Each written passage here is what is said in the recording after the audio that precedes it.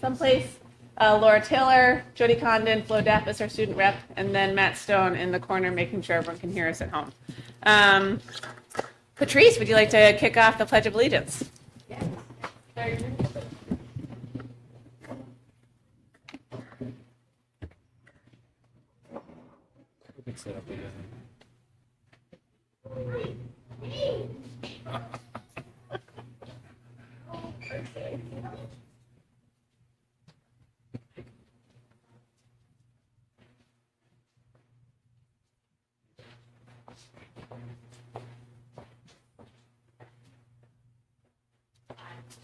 Allegiance to the flag of the United States of America and to the republic for which it stands, one nation, under God, indivisible, with liberty and justice for all.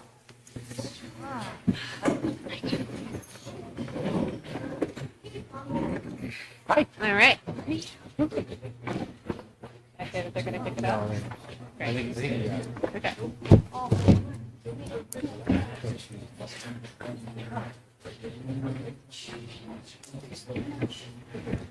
It's like they can't stay still for that long. Oh, you too. Great. I told you I'm coming in hot.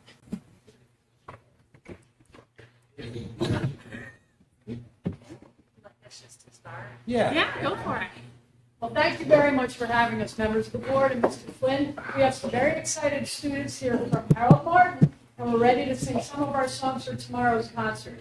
And since it is a holiday sing-along, we would love it if you guys sang along with us. I'm pretty sure you know these songs. You guys sing up real loud, okay? We're going to start with Jingle Bells.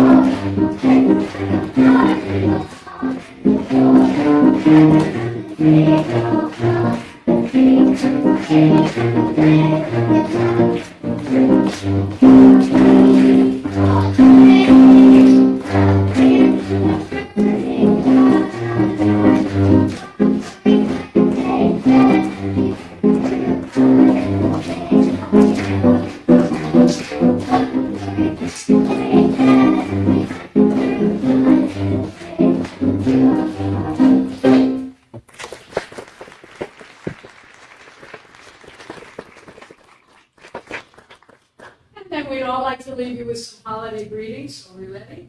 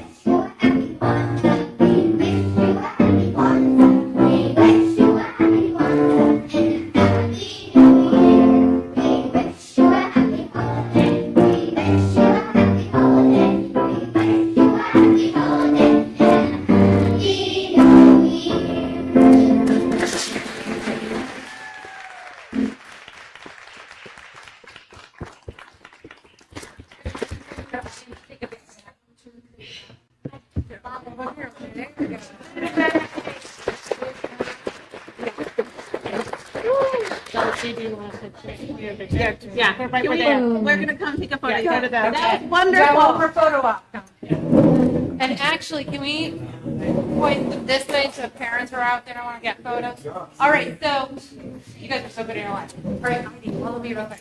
Ready? On this way. And stop. Ready? Get right back. There we go. We'll have the bad line go back in. Yeah, perfect. And then we'll have the adults go behind. There we go. That needs to go out. And then that way. I know, you look better. Okay, we're gonna turn over if we need to.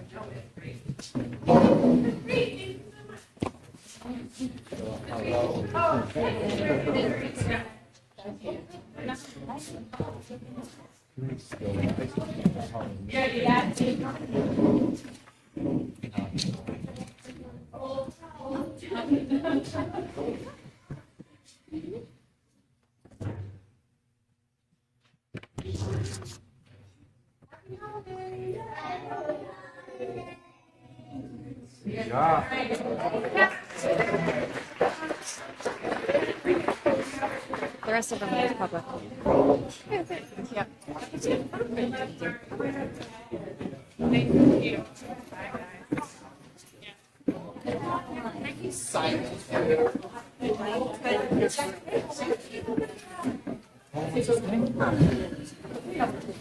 Thank you, parents. Thank you.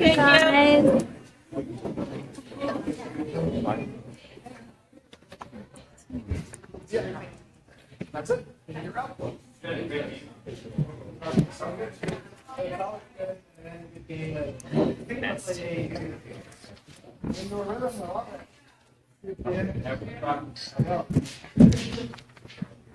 Okay. Wait. It's the same thing? I think so. No, it's, yeah. Okay. We ready? It's the same thing. All right. So next up, we have approval of minutes from our December 5th board meeting. Do I have a motion for approval? So moved. Second. Okay. Oh, you weren't here. Yeah, second. Second. Great. Any discussion? All right. All in favor? Aye. Aye. Abstain? Okay. We have our first public comment portion of the evening. If you do have a public comment, please feel free to come up to the microphone, state your name, address, and we ask that you keep your comments to 3 minutes. Speakers, 1, 2, 3. Okay, there we go. Student comments, Flo. Yeah. Okay.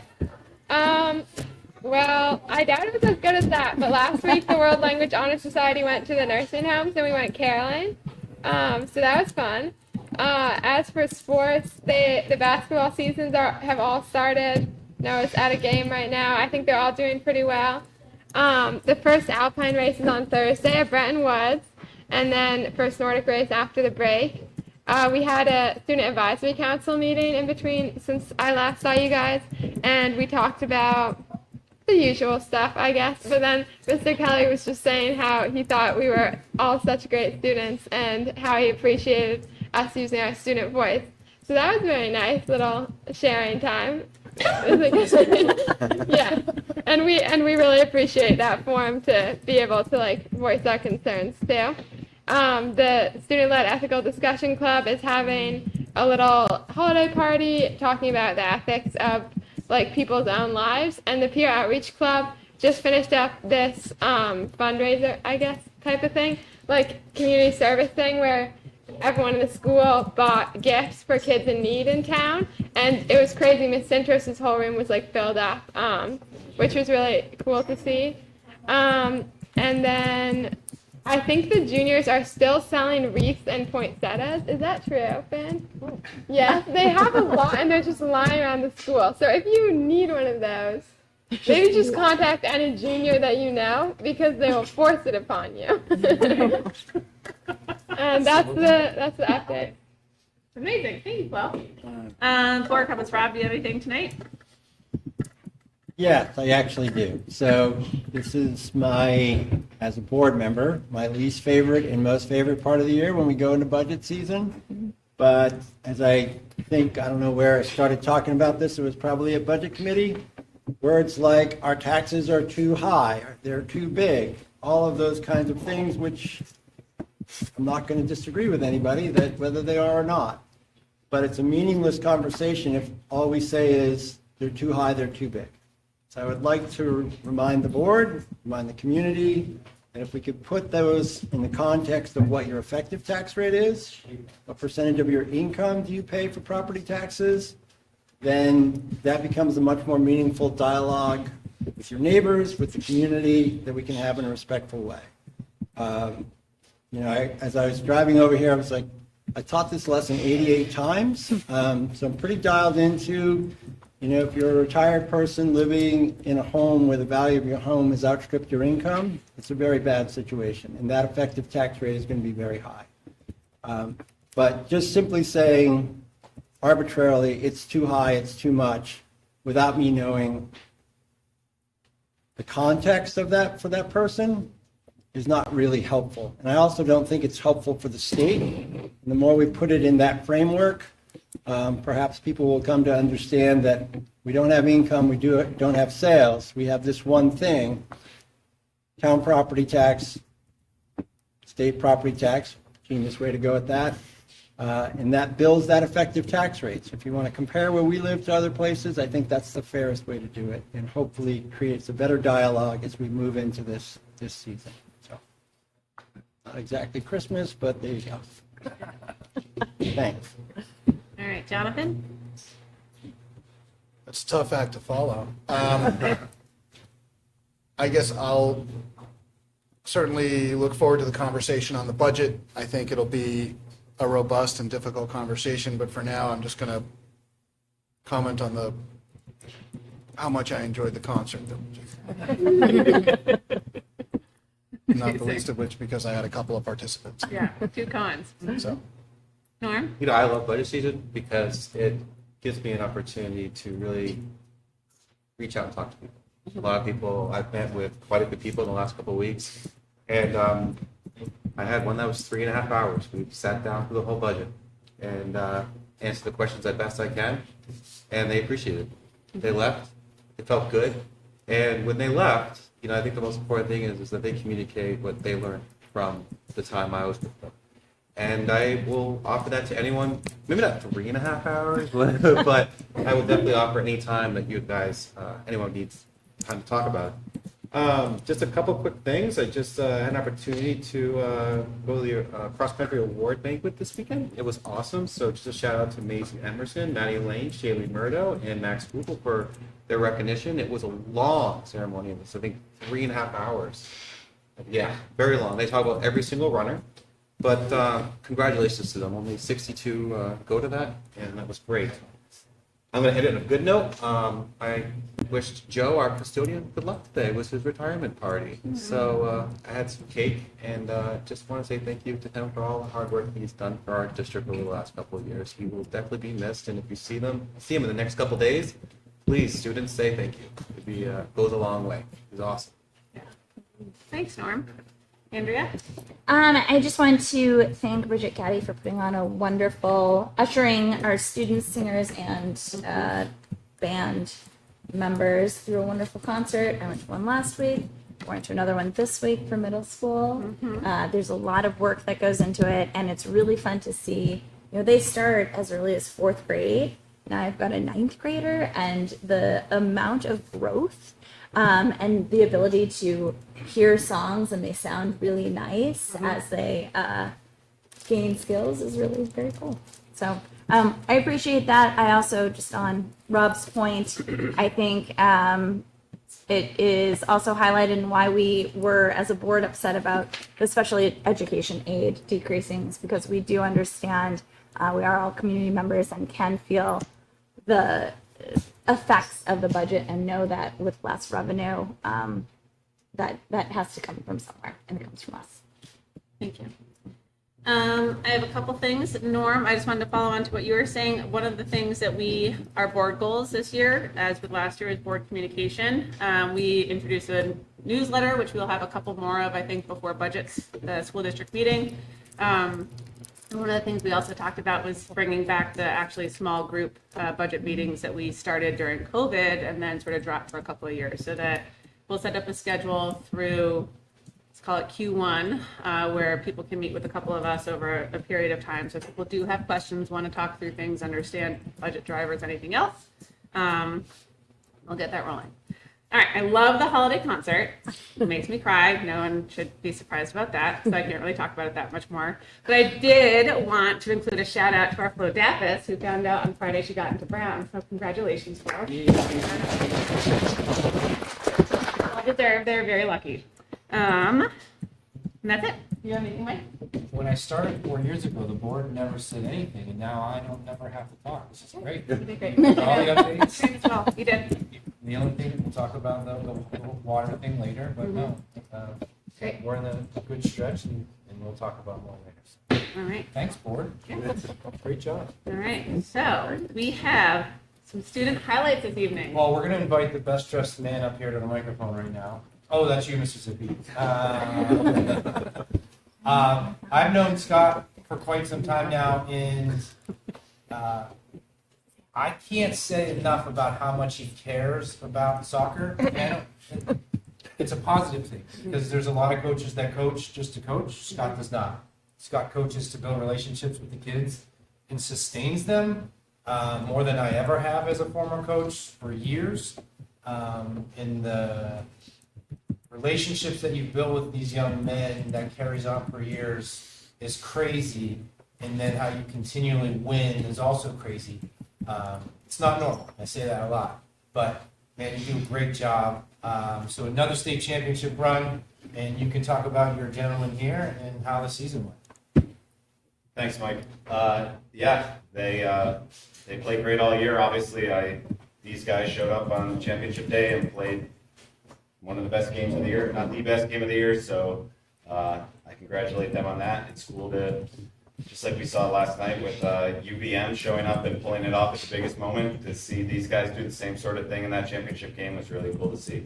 So good work to my guys, and you should ask them about it. Yeah. Come on up, Okay. boys. Can you introduce yourselves and your positions on the team, and then talk about the season? All right. My name is Michael Pantano, and I play center back, and I'm one of the captains. My name is Finn Murphy. I'm a midfielder. I was also on the captains. Awesome. My name's Sorry Zippy. I was a midfielder. I'm not a captain. I'm Thomas Ashton. I was a manager. Awesome. Cool. Give us a synopsis of the season, start to finish. No pressure. Well, if you guys didn't know, we were undefeated with a record of 19-0-1, so we only had one tie. And it was kind of just like domination, basically. I don't really know how else to describe it. There were some close games. Fantastic. Well, maybe that's not true, but it was kind of true. But I will say we had some hiccups throughout the season.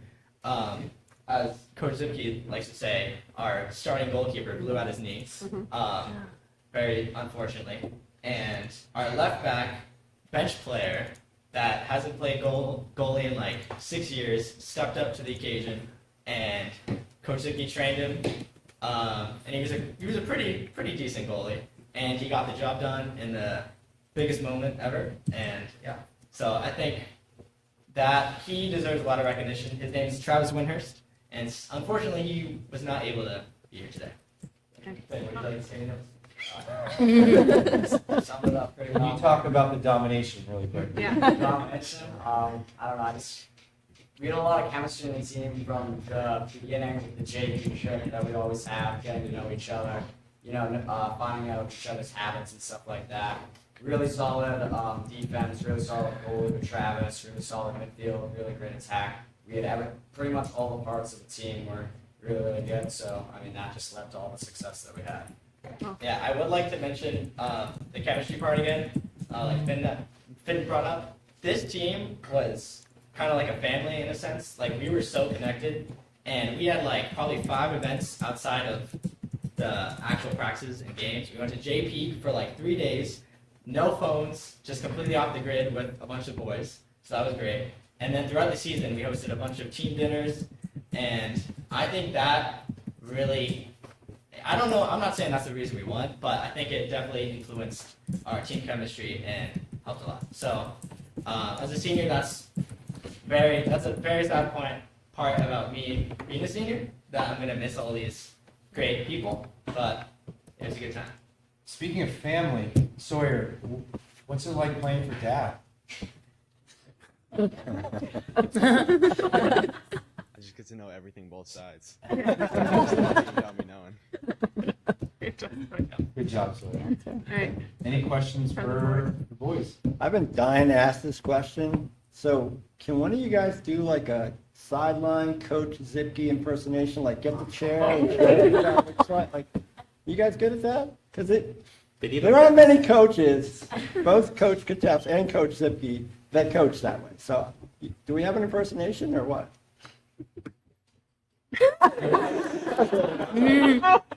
Well, he starts off on the lawn chair, like lounge back, and then progressively, if it's a close game, he starts to stand up, and that's about it. I feel like he didn't yell a lot this season at the refs. Right? This is going really well. So yeah, it was good. Any other questions? Any other questions? Yeah. The bond and outside, you're 100% correct. It makes all the difference on a team. We multiple other teams do it, and you're right. And to have that outside of a practice, you're spot on. I do want to recognize, it was not mentioned, that Scott Zipke was Coach of the Year. So I want to congratulate him on that.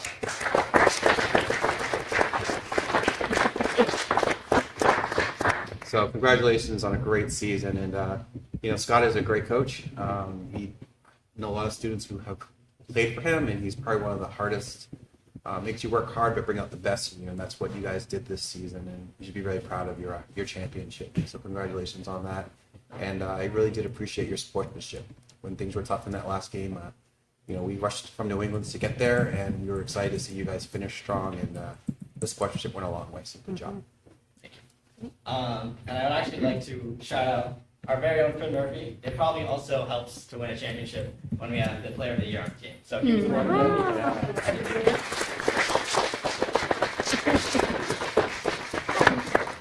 How many graduating seniors does your team have? Seven.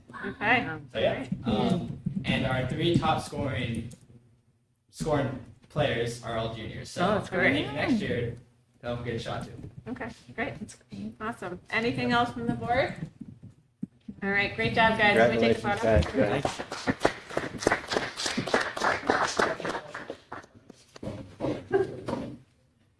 Don't go anywhere. No. Photos. You gotta do the photo. Standard operating procedure. Probably want to get the chair.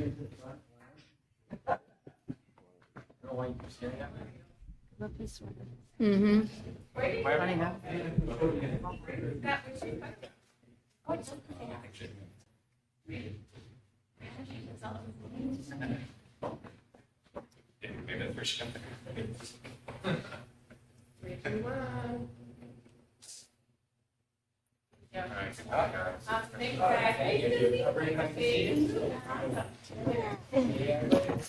Thank you for coming, you guys. Congratulations. Congratulations.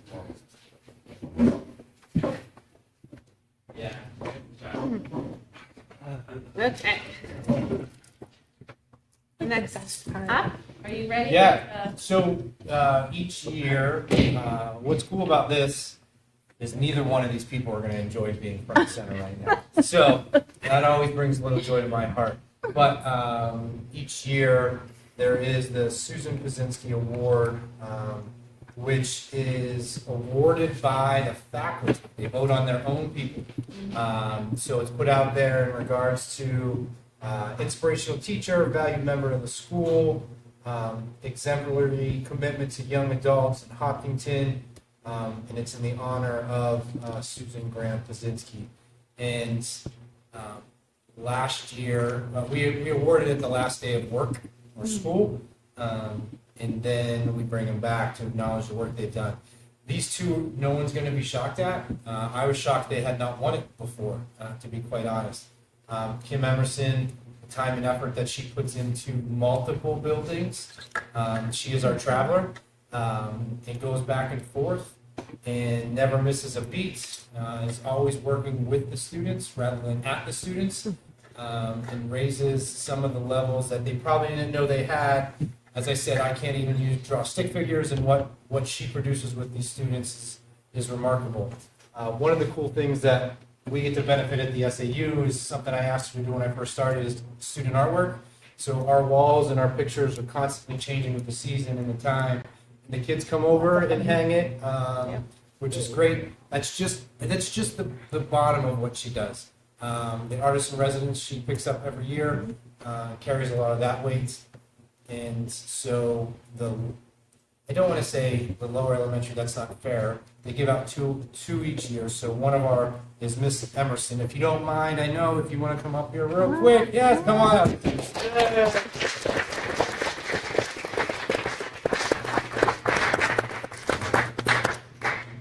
I know, it's hard, you gotta get there. Any questions for Kim? Other than being outstanding and amazing. I just want to, I don't have a question at all for you, but I am going to make you stand here so I can say nice things at you. In addition to the Artist in Residence program, I know you've worked really closely with the PTA in the past, and just, I love the annual portraits that the kids do. It's so neat to watch those change over time, and it's both from my very artistic child and then my child who would rather do anything else. You really bring out the best in all kids, and it is seen and so appreciated. I also wanted to say one of the things you did last year was cave drawings at Harold Martin, where they put paper underneath the table so that the kids could practice like what it was like to be a cave drawing. I thought that was extraordinary. Are there any other like really cool units that you do with the kids that maybe the general public wouldn't know about? You do.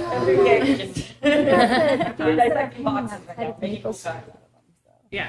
That's great. You do all like the wishes. I think wishes they like hang outside of Maple Street. Yeah. I love those. It's so much easier to be in front of students than adults, right? Any other questions or? Claudia, a quick comment. Yeah. Kim, you're amazing. You know that. You bring up the best in our students, and what they produce from your teaching is amazing. One thing I want to comment on is, a lot of people don't realize that there's more just to the classroom. Kim's always outside the classroom, participating with our students in arts and crafts, for sports teams and other things, for time that, she could be doing something else, like running. She's helping out, just create a new dynamic that maybe we don't recognize. So I really want to say thank you for that, for going the extra mile to help people with different types of ways of bonding with their team. So thank you. Thank you. Yeah. Thanks, Ken. So, Ms. Ragluth,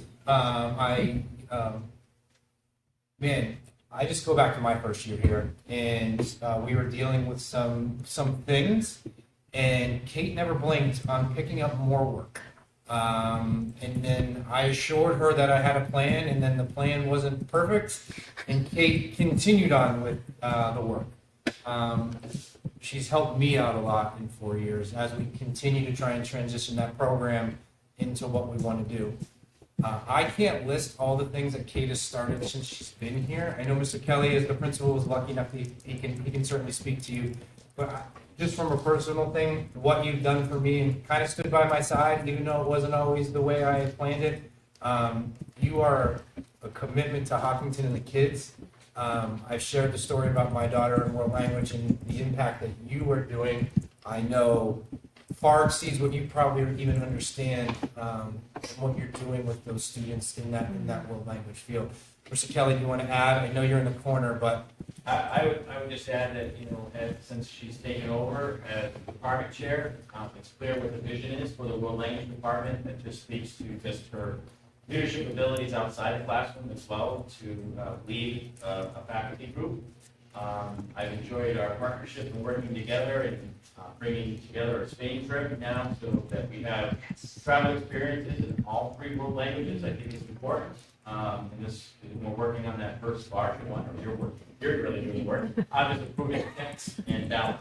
So, but no, we're very fortunate to have Kate at the helm of our world language department and leading just a phenomenal faculty in that department. So thank you, Kate.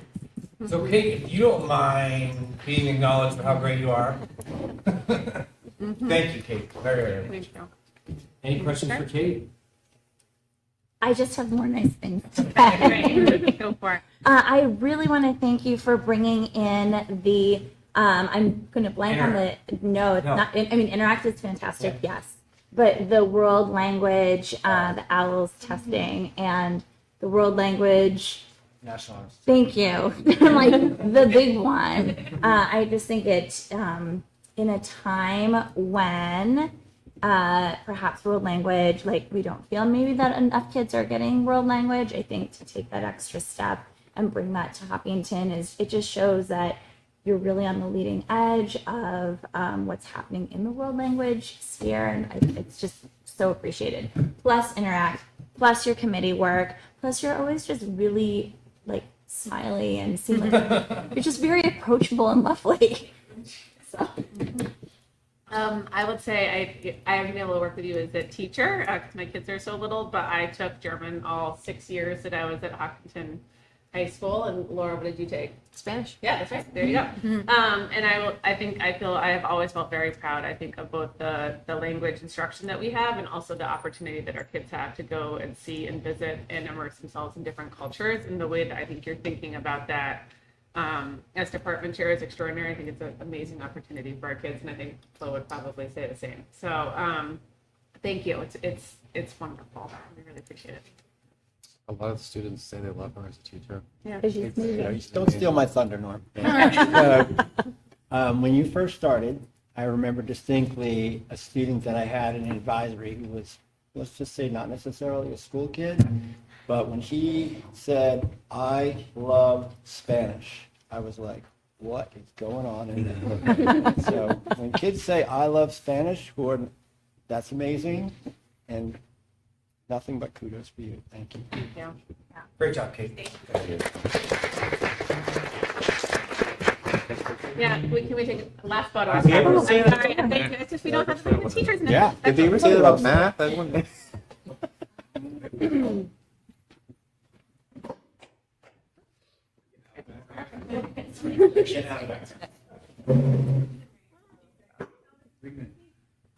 Mrs. Zipke, you want to come replace Noah?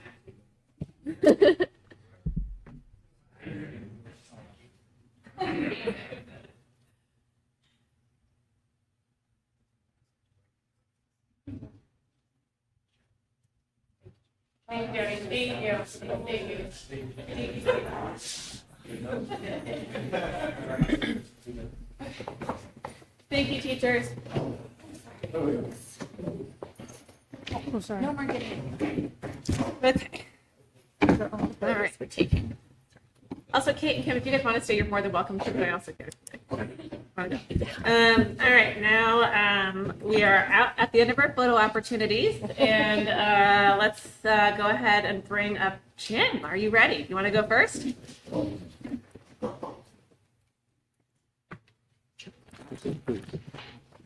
You can have, actually, since Noah's not here, have some. Yeah. Okay. That way, let me know if you can hear me okay. Hey, Flo. Hi. How are you? All right, Jim Rozicki Facilities, giving a facilities update for the first start, I think from September 1st to December 1st. Again, we had a huge amount of staff things happen this quarter. We rotated 3 people out, and but again, all good stuff. So 2 custodians, 1 general maintenance person. We also have another one on deck. This is Joe Case's retirement. A good thing that one of the new people that we hired is interested in the day shift position, so we interviewed him today, and it looks like that could be another smooth transition. We have a substitute right now that was interested in taking one of the full-time, so from going for months, like looking for people and not getting any applicants to, some people on deck has been a real blessing and awesome. So while I'm on the staff highlights, I just want to really give a shout out to James Terrio. James is our second shift custodial supervisor. In this crazy past 3 months, he has been doing training, motivating the existing staff, getting the high school schedules done, and has just done an amazing job of keeping the district running on the custodial side. I'm extremely proud of him. You'll see him at night there, usually around the gym and leading the team. So just a shout out for him personally. And then, of course, Joe Case for 17 years of service. Next big thing is our work orders with the down maintenance person. We're a little bit lagging behind, but again, another shout out to our day custodians and actually some night custodians too that I assigned work orders to. Hey, can you pick up on this at night? Also, I've chipped in a little bit myself to take care of things. So I think we're not too far off, but we're catching up. A couple of the highlights here. I'm definitely not going to go through all of them, but I'll hit on some major things. The grant stuff is already in play for the safety stuff. That's been a big dominator of my fall with the cameras and panic buttons, all that other stuff. So really cool with that. We're going to go forward with a plumbing project that we're going to have fully reimbursed through the state DES, which is cool.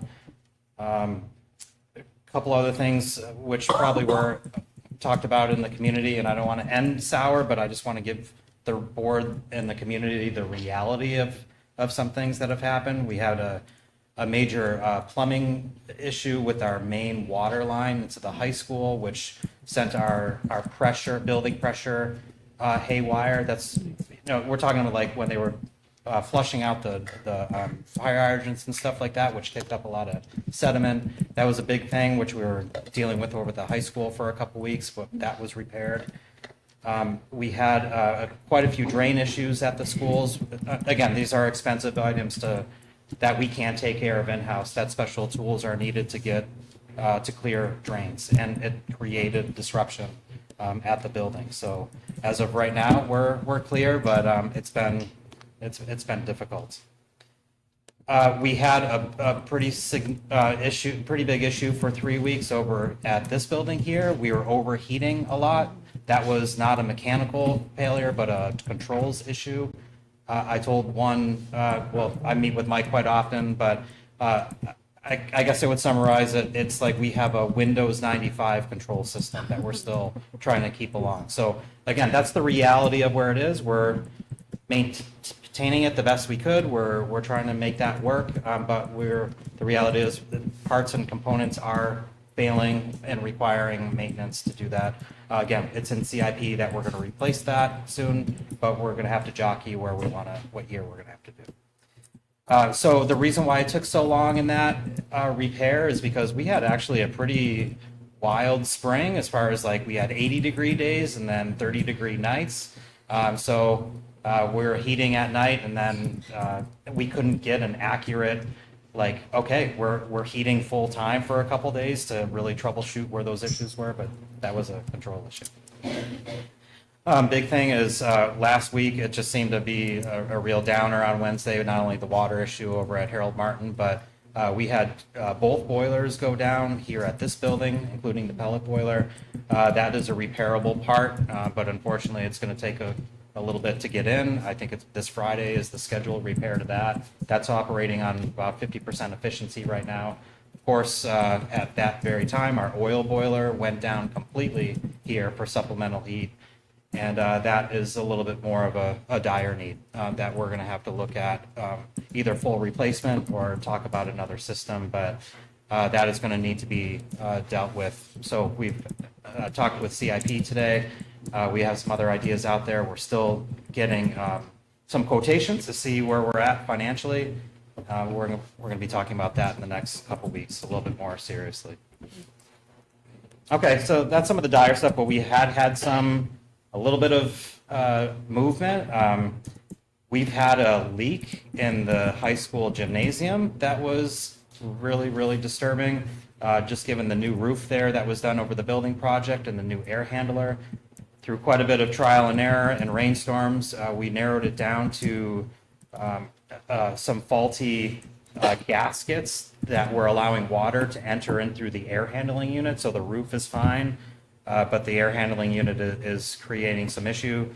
This summer, we did some water tests. We had BPS back. They did some more field modifications to that to repair.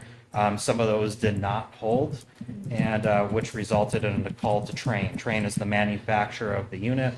So they were out just actually last week during that rain to evaluate a little bit more. They want to go a little bit farther into it, but we're still dealing with that, but making progress. So no, it's not a leaky roof.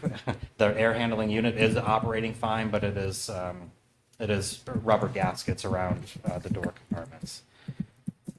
That's it with that. And then finally, sorry, I know I'm going a little bit older, but you'll notice the front of Maple Street here be a little less bare. Patriotically, that a big flagpole without a flag on it is broken. Unfortunately, I want to give props out to the Hopkinton Fire Department because they're the only ones with a ladder big enough to get up there to take down the flag twice, and the pulley's all damaged. So I've already put in the budget for a new flagpole, which I already got quotations on, but we cannot fly a flag over the school until we get that done. So, and the age of it is not worth repairing. Original? It is original, yes. And huge. So that's, again, sorry to end on a downer, but that's where we're at. Any other questions? Any questions from the board? I'm glad to hear there's no leaky roof. Really happy. That's great to hear. So I would just like to say it's great. I know that you've had a crazy fall with your staff and team, and being able to have your work order correction rate happening. I think it's still a pretty high level, and the same thing with looking at scheduled PMs is pretty incredible, and I still really appreciate that level of data. I think for the board, it's a first, but since you joined the district, I really appreciate it. I'm also very thankful that you're working on the food service kitchen faucets, because I know that's an ongoing issue, and a bright spot, and all of the other things that are failing according to when they, their end of life. So thank you. Yeah. Just, if you could speak just a little bit to how the control system affects the efficiency of the heating and cooling units. Sure. Because I'm assuming that having a very dated and old system decreases the efficiency of these units and their longevity. It's pretty much data. It's like let's say, I'll just use an example, a normal classroom, we have hot water baseboard radiators that provide heat to that space. There's an actuator valve that says, okay, the room is cold, open it up all the way and let hot water go through there. And then when it's satisfied by a little thermostat box on the wall that says, okay, this room is acting appropriately, it's where it's comfortable, let's close that valve.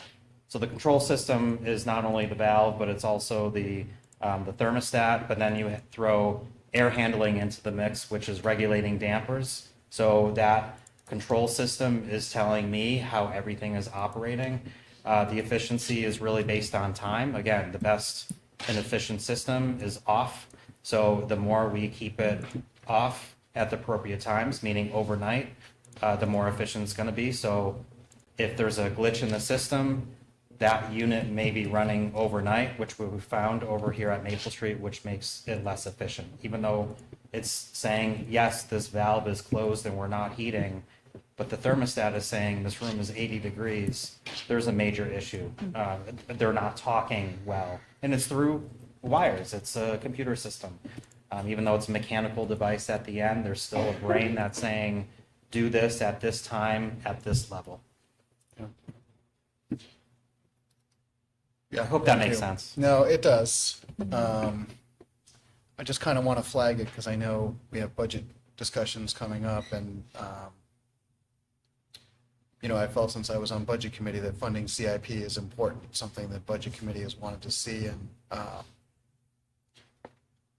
boy, I hate to be back on our heels and just responding to emergencies. It would be nice to be able to predict and take things before we have to do that. Yeah, the other thing about controls is that it does impact efficiency quite a bit, and also there are proprietary controls and open source controls. And so for proprietary controls like Siemens, you can only have Siemens come in to service them, and it's like you're locked into that contract. Schools are frequently moving away from that, and I think that's what our hope is, that we can move to an open source, because multiple different vendors could then come and service your controls. You know, when it goes down, you get a little bit more optionality. You can open up to more bids. Possibly less of a Windows 95 kick down on the fixed up schedule, but there's like a couple things. But yeah, it's a great point of trying to keep the CIP funded so that you can keep moving through these big ticket items. Yeah. I wish we could just replace the brain or that Windows 95 operating system, but our end devices, which are those valves, those things that happen up there, are old and beyond and end of life. That physical equipment is going to need to be replaced. Yeah. So, and this is the nature of CIP. Just like with this boiler issue, it was a little bit lower on the price. It's still a hot button thing, but it looks like we're going to have to deal with it a lot sooner than expected, and it's the jockeying of and the nature of the CIP. Well, hopefully we'll get to XP. Right.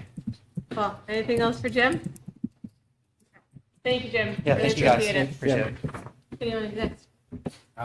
Mandy? Mandy. Okay.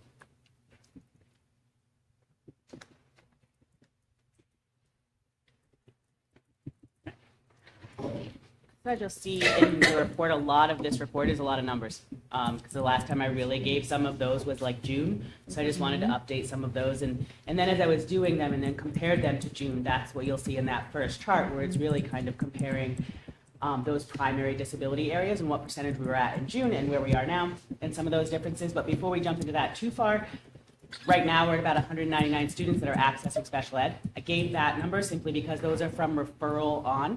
So some of those students are not included in the total chart here because you can't have a primary disability unless we've done the eligibility part. But we are still working through processes in the referral stages and stuff like that. A lot of those kiddos in the referral stage are getting services through our special educators, which is why I wanted to make sure to include them in that number, because they are receiving services even if the IEP process or the special education process isn't done. Yeah. So that's why it's a little funky in some of the numbers, like this number is this and this number is this. It's just because I wanted to be able to show that difference. But if you look at that first chart in just those eligibility areas, and keep in mind, just like in June, this is just the primary area. So this is the area that impacts a student the most. It doesn't mean there's a secondary or a third area that a student might be found eligible in. These are just the percentages for primary disability areas. I think the most significant thing to really look at is that developmental delay area. It's up 10% by comparison. So when we're talking about those kiddos in kinder, in grade 1, the ones that Mrs. Brown was talking about, that we're seeing come in, a lot of the resources that they need are our board certified behavior analysts, the BCBA, and the services and resources that they need are higher. It says developmental delay, and I did in my report give a little feedback on what that was. That encompasses kiddos from ages 3 to 10. They might have a physical delay. They might have cognitive or behavioral, social, emotional delays. So there's a lot of things that can be kind of lumped in that area. But that area is the most significant increase. That's just from June. Yeah. And these are kiddos who have been found eligible. Those are the only ones in this chart. These are not the referrals. These are not anything. These are the ones that are found eligible and currently have NICE. So those percentages are who we're servicing right now. So I left that there for that, just to kind of give some feedback there. The other piece, when we look at that other section, just like in June, any area that had less than 10 students, I lumped them all together because it could be too identifying. But that was also a significant increase. But those supports are then our BCBA, they might have to do a functional behavior assessment. We might be talking about further instructional assistance. So the level of need is is just as significant. So even though, like, if you look at our percentages where we're 19 point whatever in June and there's 21 now, it doesn't seem that significant. The level of need is very different, which is why I wanted to include those charts above. And then on the second page is really just that breakdown by grade. And I just wanted to make sure that you had that updated information from June. And then I also shared those out-of-district numbers from 2015 to now. I did put the supporting schools down there, and I purposely didn't put them by the year. Like, I didn't put, in 2015, we used these schools. Right. Again, that can be pretty identifying, so I just gave a list of all schools in no particular order that we've partnered with over the last couple of years, and the last 10 years in this data. But I also just wanted to add a quick little note, like, if the school district is going to make a placement decision, you can bet that we've run through every layer of least restrictive environment to make sure that we can't meet those unique needs. And I've gotten creative to make sure that we've made those decisions. But we're also not the only agency who can make the decision. A court can make that decision. The Bureau of Children's Behavioral Health, BCBH, can also place. Sometimes we're partners from the jump. Sometimes we're just like, okay, they're already there, and how do we help support that? So those decisions can be made by others as well. It's not just us. So I just wanted to make sure to put that out there. Try to stay in 3 minutes. I Can I don't ask know you if a I did it. question about that? Yeah. So when they make a mandate to place somebody, so they make a mandate to place somebody specific, right, in a specific location, we pay 100% of that no matter what. If they say they go X, Y, Z, Not residential. not red. So the payment of it is a little bit different. So court placement, court could take our feedback, but we have no say in where they're placed. 100% no say. Okay. But they take our feedback for sure. The court placement, but the funding for court placement is different than a BCBH placement or a school placement. So Okay. once we reach that 3.5 times cap, state takes over. Got it. We're Okay. done paying. Okay. Got And it. once we reach that cap, which is different than the special education aid, because once we reach the cap for that, that's when our reimbursement, potential reimbursement stuff, I'll say that instead, starts to kick in, but we have to pay the 3.5 times first. But BCBH placements, I can say no. If BCBH came to me and said, we've placed this kid, let's use Spalding, because whatever. Yeah. And you need to give him education. And I could be like, nope, we can educate him. Thank you very much. He might live there. We'll talk transportation and figure it out. I have that right to say that. Okay, good. As long as I have evidence that we can support the student educationally. So there's that. So that's where we have some wiggle in that. But I can tell you some of these BCBH placements are not anywhere near where we're at. Okay. They're in different states. And Yeah. because sometimes what they do in their placements is they have a student come in and it's all voluntary. So if a student says, I don't want to go, BCBH is out. Yeah. It's all voluntary in that sense. Sorry. But they also do what's called either a CAT or a CAN assessment. They'll level the level of need for a student. So they might say they're a level 3 or level 4 or level 5. If they're level 5, I can't place that student. That has to be a state or a government placement for that level of need. Got it. Typically. But then the schools might say, oh, they're a level 4. We're not servicing anybody above a level 3. So then you have to start looking for other schools, which kicks you to new states and it kicks you to new places and all kinds of things like that. Thank you. Mm-hmm. Randy, I was asked a question at Budget Committee, I think it was last week, as to whether or not we were in a bubble in terms of out-of-district placements. I didn't really know how to answer that question. We're gonna. In a bubble as in, is this sort of a point where we've got a jump up in students that are out of district and, I didn't have the data, now I have the data, but I still don't know if it's fair to say this is a bubble or not, given, the nominal differences between 8 and 10 is pretty tight. Statewide, is there a way of thinking about that question or? So what I can tell you for data that I have that's concrete that was given to us, statewide, there are 100 more applications for special education aid than there were a year ago. That's statewide. That means placement. Because you can't get special education aid unless it's an alternative program. So there were 100 new applications statewide. So, that's a little piece of information, but that's what comes where BCBH comes in too. Like if they're making placements, more than likely, if they're making a placement, it's because there's a significant need for a student to have that placement. And then the schools have to do the best they can within where, like I said, if it's Spalding and I can argue and have evidence that they can come to us and be educationally successful, I'm going to do that. But a lot of times the placements aren't that close. Is the intent behind the question that is it going to come back down? Yeah, I think, obviously we have that 700 and some odd $1,000 increase in special ed this year. Is this something that is going to see its day and then those numbers are going to come back down? I mean, yeah, the 10-year trend is like up. I mean, maybe, right? I just looked up an HPR article. It said the number of students qualifying for special education services is up 12% statewide over last year. And cost per student are also up 9.3% over last year. So, I mean, no one can say anything in the future, but I don't think it's a Hopkinton problem. I think based off of the 10-year, moving steadily up from 2 outplacements to 10, with 8 the last 2 years, it's a pretty solid uptick. And we know in the letter from Mr. Edelblut too, telling us that they're going to cut funding, that the numbers are up in terms of people needing services significantly. Right. So certainly he's aware of it. Any questions for Mandy on her data report? It's very helpful, Mandy. Thank you. Thank It's you. really, really, really helpful. That's point. Thank you. All right. We always save Matt for last because he made 8 to 10 system. certainly. Yeah, I mean, 6 to 5 to 7 to 6 to 8 to 8 to 10. All right. Shows a line. Sure.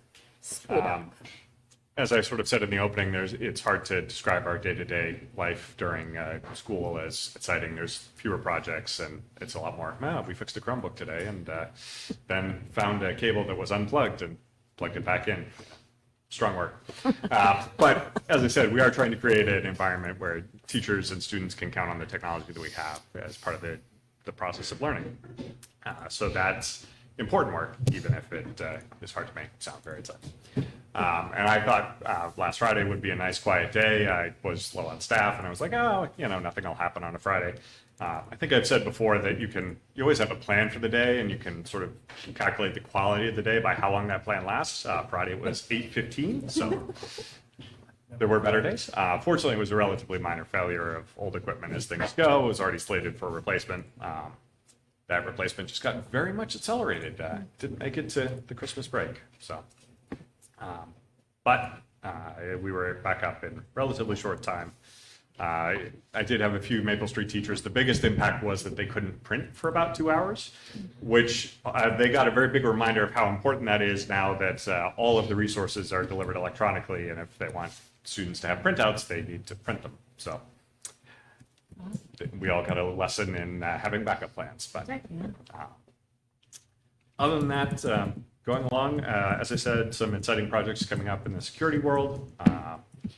Working with Mandy on some of the multi-tiered systems of support, making sure that they have data.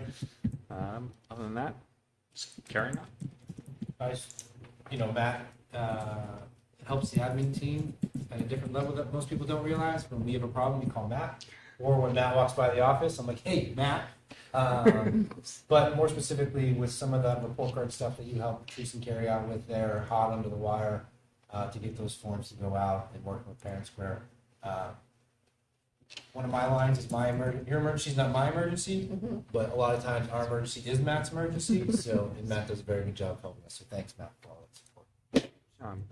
It's been a great thing having the ability to get customized reports out to parents. I think has really helped in terms of not just counting on a piece of paper in a backpack, but there's a way to download it and view it no matter where you are, Great. how far away you are. Awesome. Any questions for Matt? Kind of a random question, but how are the Chromebooks going, especially for our middle schoolers? We got our giant 8th grade, and then for the more standard side 7th grade. I will always say that middle schoolers are tough on equipment, especially when that's the first age they're taking them home. So we do definitely see more broken screens and physical damage in middle school than we might see certainly at the elementary levels, where students have access to that technology. They're using it on a daily basis, but they are not taking it home with them. They're not taking it between classes very often. So there's definitely a different level of breakage. That being said, the Chromebooks themselves holding up reasonably well. There's sort of two models. You can either buy a very comprehensive warranty, or you can self-spare. Looking at the data in the past, I always felt self-sparing was less expensive, so that's the model we adopt. And Mike Cody at the high school is great about, sometimes he's literally able to say, oh, you have a broken screen, and then fix it in about 4 minutes while the student's standing there, which is kind of impressive. So it takes me a little longer, but I give them a replacement. Yeah, we fix it later. So yeah, otherwise it's been pretty solid, and the Wi-Fi is holding up. Certainly, it is one of those challenging things of, as we use it more and more, we place more strain on the network. But as we've been saying, that's part of why we invest in it, over time, continually, because it is a need. Thank you. And yeah, I just want to add, I think it's hard to remember that your job is not just networks and Wi-Fi, but it's also report cards and security threats. And so thank you for. Although I did have to highlight that, we see all these really advanced security threats, and then literally the thing that shows the startup logo on your computer is now a security threat, and we had to, spend a few hours, many hours last week fixing that, but it's okay. That's great. Every day, different. You said it. Thank you, Matt. Thank you, Matt. Really appreciate it. Anytime. Thanks. So I just want to thank the directors for coming. If Yeah, thank you guys. Up to you, Mr. Kelly. You are next on the agenda to present the program and study. Hi. And it's in the folder. Oh, didn't get mine. Yes. I'm not seeing material. So our program of studies, I think I've said it before, is a source of pride for our school. It's a pretty comprehensive program of studies. I want to thank the Curriculum and Assessment Committee for the support of several new courses that we added to the program of studies this year. Specifically under health and wellness, we've added 3 new courses for next year, or I should say 1 new course and 2 revamped courses. Our new course is a unified PE course, physical education course, which will allow students with or without disabilities to join a physical education opportunity in our school and earn credit and work together alongside. Right now we're doing a unified PE or sports, if you will, during advisory 1 day a week. They did volleyball today, so we're trying that out. It's great to see the students intermingle with one another, support one another as they try different sports in the gym. Kate Honerberger has been a big support of that and getting that off the ground and organizing that. So that'll be a new course for us. We haven't run that course before, so I'm looking forward to seeing that get off the ground next year. Currently, we have 2 PE courses that we're revamping to a wellness course for next year, and then a sports wellness course for next year. The wellness course is still going to be a physical education course, but it's going to be a year-long course that's going to incorporate the health program as well. So it's going to be PE and health together. It's a year-long course. Right now, it's a half-year course. Our sports wellness is our second level of that, that will incorporate some more around brain injury awareness, sports awareness, injury awareness, and things along those lines. So that's really something new that we haven't offered before that I think many of our students will enjoy taking, especially for those students who may be thinking about becoming an athletic trainer. So we kind of open the door there. Excited to see that get off the ground as well. So those are like the 3 courses under health and wellness. Outside of that, the remainder of our program of studies is pretty much the same. The only thing that really changed in there are the dates of when courses are running, because we have courses that do run every other year. But in English, we do have one new English study as we continue to look for new electives to offer our students. Our film studies course is going to be offered. Film studies in other high schools and talking to principals is a very popular course for students. And this course will be a half-credit course, just a semester-long course.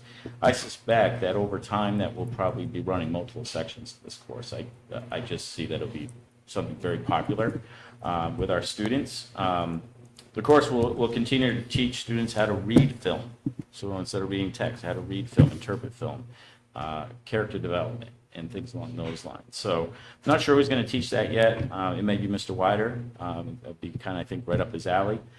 So I'm really excited to see these courses go into the program of studies and see where they lead and how students respond to them. So really, those are just the 4 new things to our program of studies. Everything else is status quo and things that the board has already approved. So. Can you provide us with an update of the pathway for graduation? You know how there's been 2 that we've can you explain a little bit of maybe, have you seen more of the 24 way or the 20 way, like with the the students? numbers of students? Yeah. So right now we have, we had 4, but we just had a meeting with parents and the student expressed that they wanted to stay on the 24 credit pathway. When we were discussing it initially, in those initial discussions, there was some concern because one, it's new, right? It was new, that many students would gravitate towards that. I didn't think that would be the case. It hasn't proven to be the case, but it's there if we want to discuss it, just something different for our students. So majority of our students are still in that 24 credit pathway. I was wondering about this driver's ed credit. Is that new? Or have I just... No, that's been in there. We've had driver's ed credit for, as long as I've been. Interesting. So it started before that. It used to I be. had no idea. Well, we used to offer the course, and so earning the grade, Mr. Finney, right? Is that That's who it right. was? Oh my God. Yeah. Oh my God. He was a character. He taught me. And so it was a course, and we accepted the grade. He would submit grades at the time in order to get the credit. Now we just ask for the proof of license. So they get an applause from the office staff when they come back and say, "I just got my license." So it's a lot of fun. But we did You're in school. You're awesome. we did update the program of studies. In the beginning part of the program of studies, Norm, you brought up the 2 pathways, so we did update the pathways because remember we took out career pathways, so that's been updated there. So we do have a paragraph in there under, I think it's under alternate credits under page 20 for the sports for PE credit as well that the school counselors would be talking about. And the only other, this is just a title change. You've heard of Project Running Start before. So the college system has changed that to Early College at Your High School, or ECYS. So Project Running Start just kind of flowed better. I wish they had kept it. It was already a mouthful. Now it really is. So just some verbiage change there. So I just thank the Kate LeClaire and her staff for coming up with the new film studies program and all the work that the Unified Arts, Donna Zeck, and the PE teachers did to come up with these new courses as we're trying to just meet the changing world. The wellness stuff is pretty cool.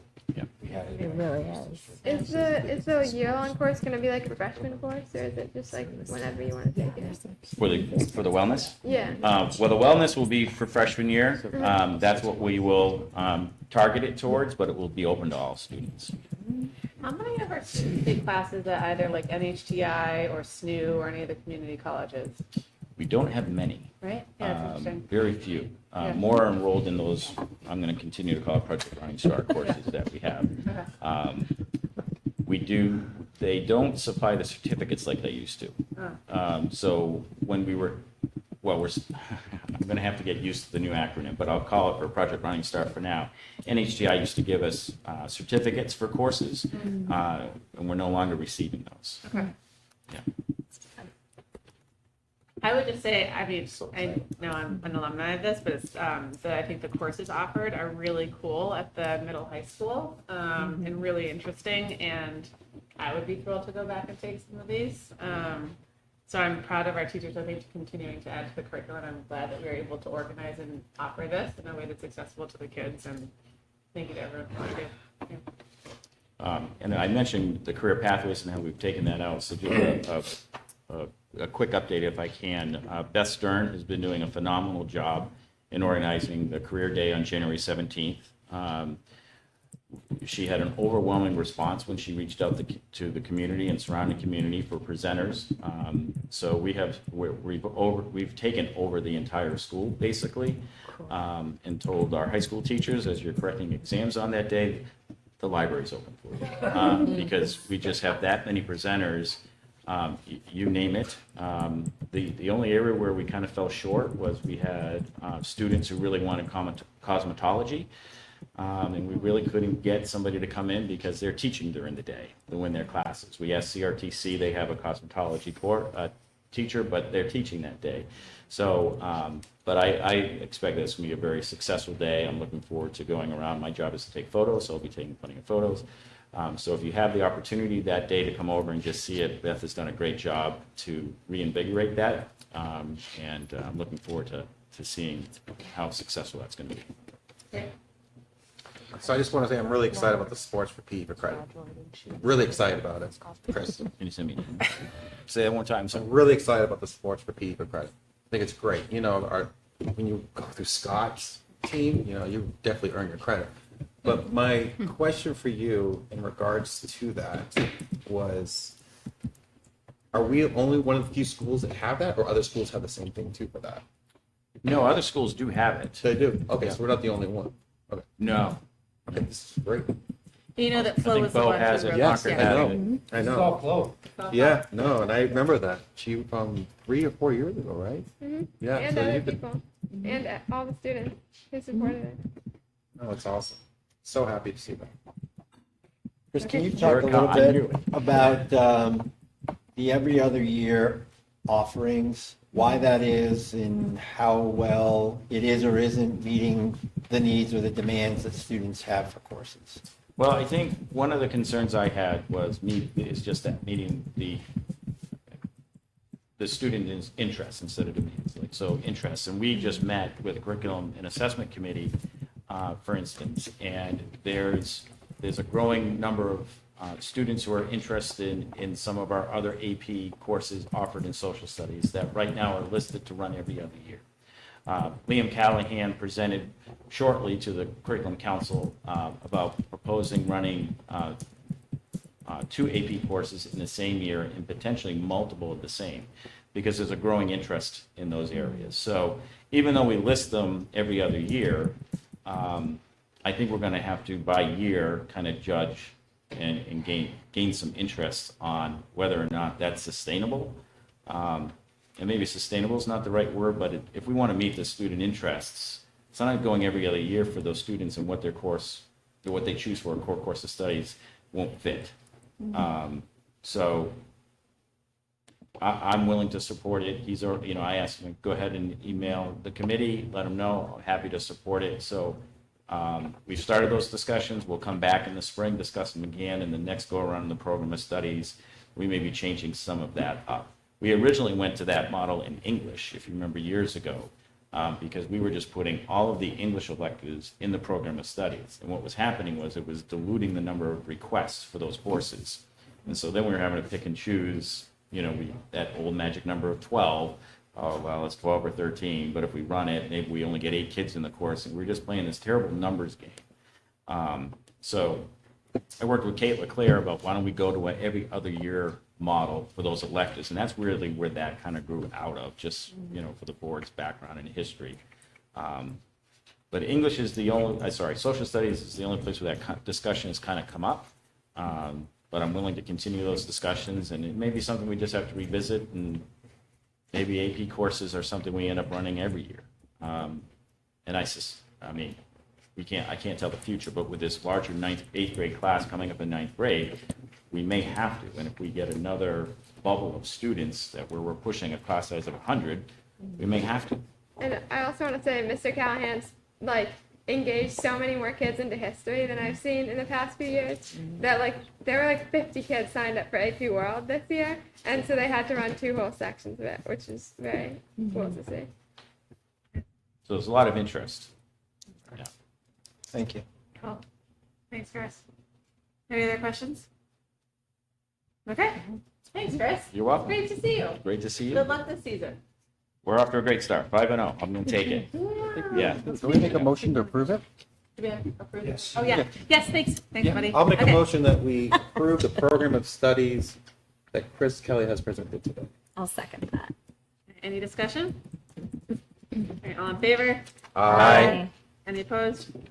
Thank you, Right. Flo. Thank you all. Have a great holiday. Thanks, Chris. Thanks. Too. I'm gonna hand out handouts. All right. Next up, we have a. Email and Michelle Allen asked for an email from.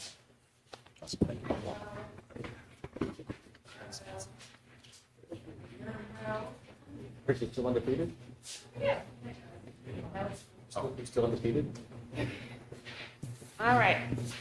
So now is the part of the year where we get to talk through the proposed, HEA contract, which we have been working on since this summer with our HEA association. It's worth noting that if you, this will get posted on the building community page, but I'm just going to run through it. So HEA is our largest bargaining unit, just for everyone. It has 85 members and actually covers about 103 actual people. So it is a large bargaining unit for Hopkinton. It includes teachers, library media specialists, nurses, school counselors, ELL coordinators, reading specialists, literacy specialists, numeracy specialists, special education professional staff, and interventionists. So it is a broad bucket. Our goal was to negotiate a fair and equitable contract. I think we got to a great place. I think we've been listening to the feedback from the budget committee and the community. And we really wanted to, I think, address some of their key pieces while also making sure that we are doing everything we can to retain our excellent teaching staff and faculty. If this is approved, it will go into effect starting July 1st, 2025, and will last for 3 years. The school board negotiates with the negotiating team from the union, and the legislative body or the voters have to actually approve the fiscal changes. So that's what we're reviewing tonight. First up, this is a big deal. We are adding 2 lower cost, higher deductible plans that will cost both teachers and the district less money, which is pretty exciting. So you can see that there. And for our driver plan, which is Blue SOS 20, we are actually increasing the cost share. Currently, we're at a 93-7 split. We're starting in year 1 of the contract, going to 90-10, and increasing to 85-15 by the 3rd year of the contract.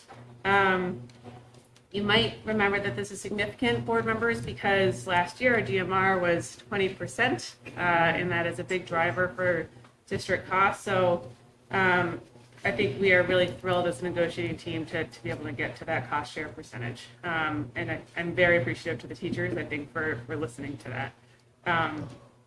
For the lower cost, higher deductible options, we're keeping those at 7, 10, 10 in terms of cost share, primarily because we wanted to see if we could incentivize people to move to a lower cost plan while still giving people the choice to choose what's best for them, for their family.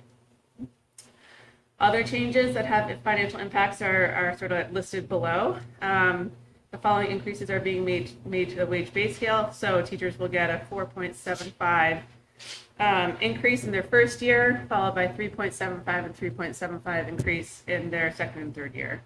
The bachelor step 1 hires will be awarded a $1,000 bonus for their first 2 years of employment. That's primarily because as part of our hiring practices, we are trying to hire when we can, newer, fresher teachers, and we can't adjust the first year without adjusting everything else across the pay scale. So we're trying to incentivize people to come and join us at Hopkinton, even if they're right out of school. There's also some language in there around prep periods, so making sure that at the elementary school, which is Harold Martin School, that we are compensating teachers. This is primarily because if you were drawn into IEP meetings, your prep time could drop below your contractual obligated amount. And we also bumped up the summer employment rate because that hadn't been adjusted in quite some time. For early retirement, we are adding $2,000 for retirees in the age range of 55 to 59. There is no change for those retirees, early retirees in the 60 to 64 bucket. And that's primarily because as a district, we get sort of, I don't know how to, it has less financial impact for us. And we are simplifying Schedule B from 3 tracks to 2 tracks, which just, I think, simplifies the table.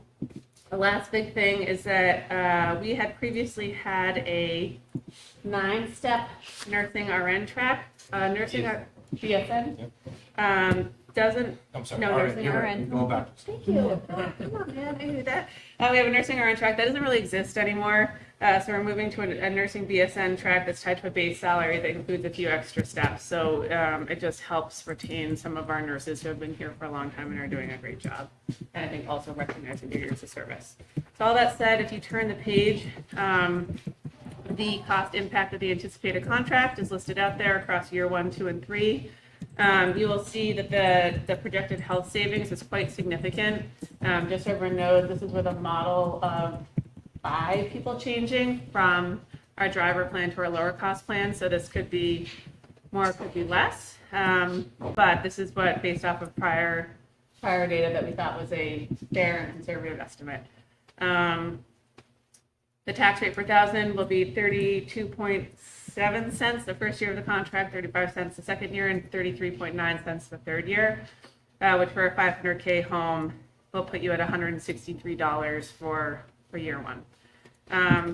Again, this covers 103 people, and we're really excited, I think, about what we're able to get to, and feel that the increase in cost share for health insurance is really meaningful and what people have been talking about at school district meeting for quite some time. Any questions from the board? Comment? Huh? Comment? Yeah. Sure. So I just want to say thank you to Rob and you for negotiating this. When you guys are negotiating on behalf of the community. You're listening to feedback from the board, be cautious, supporting our teachers and everything. And you guys have done a great job of hitting those targets. And it's often I hear this narrative out there that we're not doing what's best for the town of Hopkinton. We're doing what's best for the town of Hopkinton and for our students. Our teachers are awesome. We want to support them. We want to reward them. But we're also being cautious of what else can we do to provide savings in our budget. So there's a lot that goes into this that we all are part of. And I just want to say thank you to Rob and you for negotiating a really great contract for our teachers. Thank you. I was really excited to see the changes to insurance. I think in this day and age, offering additional plans is really great and really helpful, and will make a lot of sense for some folks. I also appreciate that the union was willing to work, and get down over the 3 years to an 85-15 split. That's it's not easy, but it's helpful and appreciated. Thank you. Yeah, and it is notable. Just moving to that is starting to get us to, like, in year 1 is close to $100,000 of savings, which is meaningful for our district where we live and die on $100,000 every year. Yeah. And so does the association it's an association of 85 members. You said this affects 103 members? People. Yeah, 103 people. Not everyone who is covered by the collective bargaining unit may be a dues-paying member of the union. Got it. Thank you. Union intricacies. Yep. That's helpful. Yeah. So I just want to talk to Norm's statement and thank everybody on the negotiating team, Mike and Michelle and Laura, and all the work that went in, but also on Scott's team as well. I think negotiation processes often tell a lot about where you live and where you work, and the amiable nature and very open, direct conversations that we had through that 2+ months was very productive, I think, for everybody. So I appreciate that part, and I think that we've come up with a very fair agreement, both for the town and for the Teachers Association. Thank you, everyone. I mean, I do think it's notable on the, first of all, I would just echo those comments. I mean, I think that,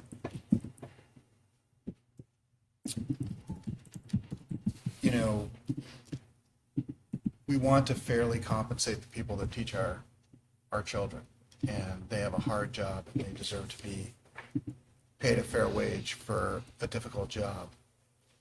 I think that the healthcare showing the willingness to bend on that in terms of the constituents and the taxpayers, it's an important thing because we have seen how quickly these numbers can go up and how little bargaining power we have as a district to try to find a cheaper healthcare provider. We ran into this last year. So I do think that that is the lead. That's what you led with, and it's an important lead. I also think that the increase in wage is important to balance that. So that if they, you know, they need to be able to pay the premium, the higher percentage of premium that they're getting. So,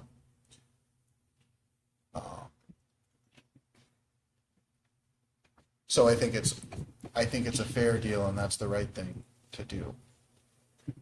So I guess that would be my comment. Great. Just briefly before you motion. Is that Yeah. fine? Yeah. I want to thank Scott. Scott and I determined ourselves in our bi-weekly meetings that we would review an entire contract. So we reviewed the entire contract as a group from start to finish for the first time. I mean, I don't know if you can even remember when. And the intricacies of what just gets added and why it was added or why it was there, and the conversations we had to have from the employee side and the management side. Sometimes we disagreed, sometimes we had our discussions, but I think that really level sets a lot in that part. The other part I want to commend HEA is understanding the town and where they work, right? Sometimes that can be put aside and they can say, we deserve this or we want that, and that was never their avenue. They knew the same game plan that we kind of had to come to an agreement. And I think it's commendable on a group side because you really are negotiating for themselves as a unit, but they had the town in mind the whole time. So I think it was a great job by them and a great job by Dulcie and Rob. Thank you guys. I can tell you a lot of horror stories I've heard this year in negotiations around the state. We didn't have to deal with it. I think that's good. I think it was a great set of teams where I think we had a lot of, I think we did have a lot of hard conversations, but I think we worked really hard to get to a spot where I think Rob and I really felt like listening to, I think, a lot of the budget discussions, that this would be something we could advocate really hard for the entire town. And also, I think that Scott would be able to advocate for to his entire union membership, which means that everyone has to give a little bit to get there. Great. Any other questions? Okay. All right. With that, I will take a motion to approve, approve the proposed HEA contract for the 2025-2028 HEA. So moved. Yeah. Second. All right. Any discussion? All right. All those in favor? Aye. Oh, I yeah. think you need to say not 20, I think you need to say the years of the Yeah. contract. So yeah, so The for the duration. proposed 3-year contract for the 2025 to 2028 HEA contract. So we gotta take back that I'll motion, move it back. right? Yeah. Cool. So we gotta, so I make a Sorry, motion that yeah, we rescind wait, our last Yeah, motion. great. Thank you. Sorry. So see, we need a second on that. Second. Okay. Okay. All right, so it's on the table that we're rescinding our last motion. Great. Okay. All those in favor? Aye. Great. So rescinded. Great. All right, next up.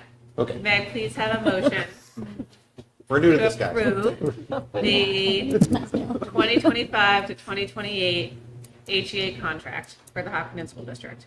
So moved. Is that clear for the motion? Yeah, second. Yeah. Yeah. Okay, great, all right, awesome. Okay. Any discussion? All those in favor? Aye.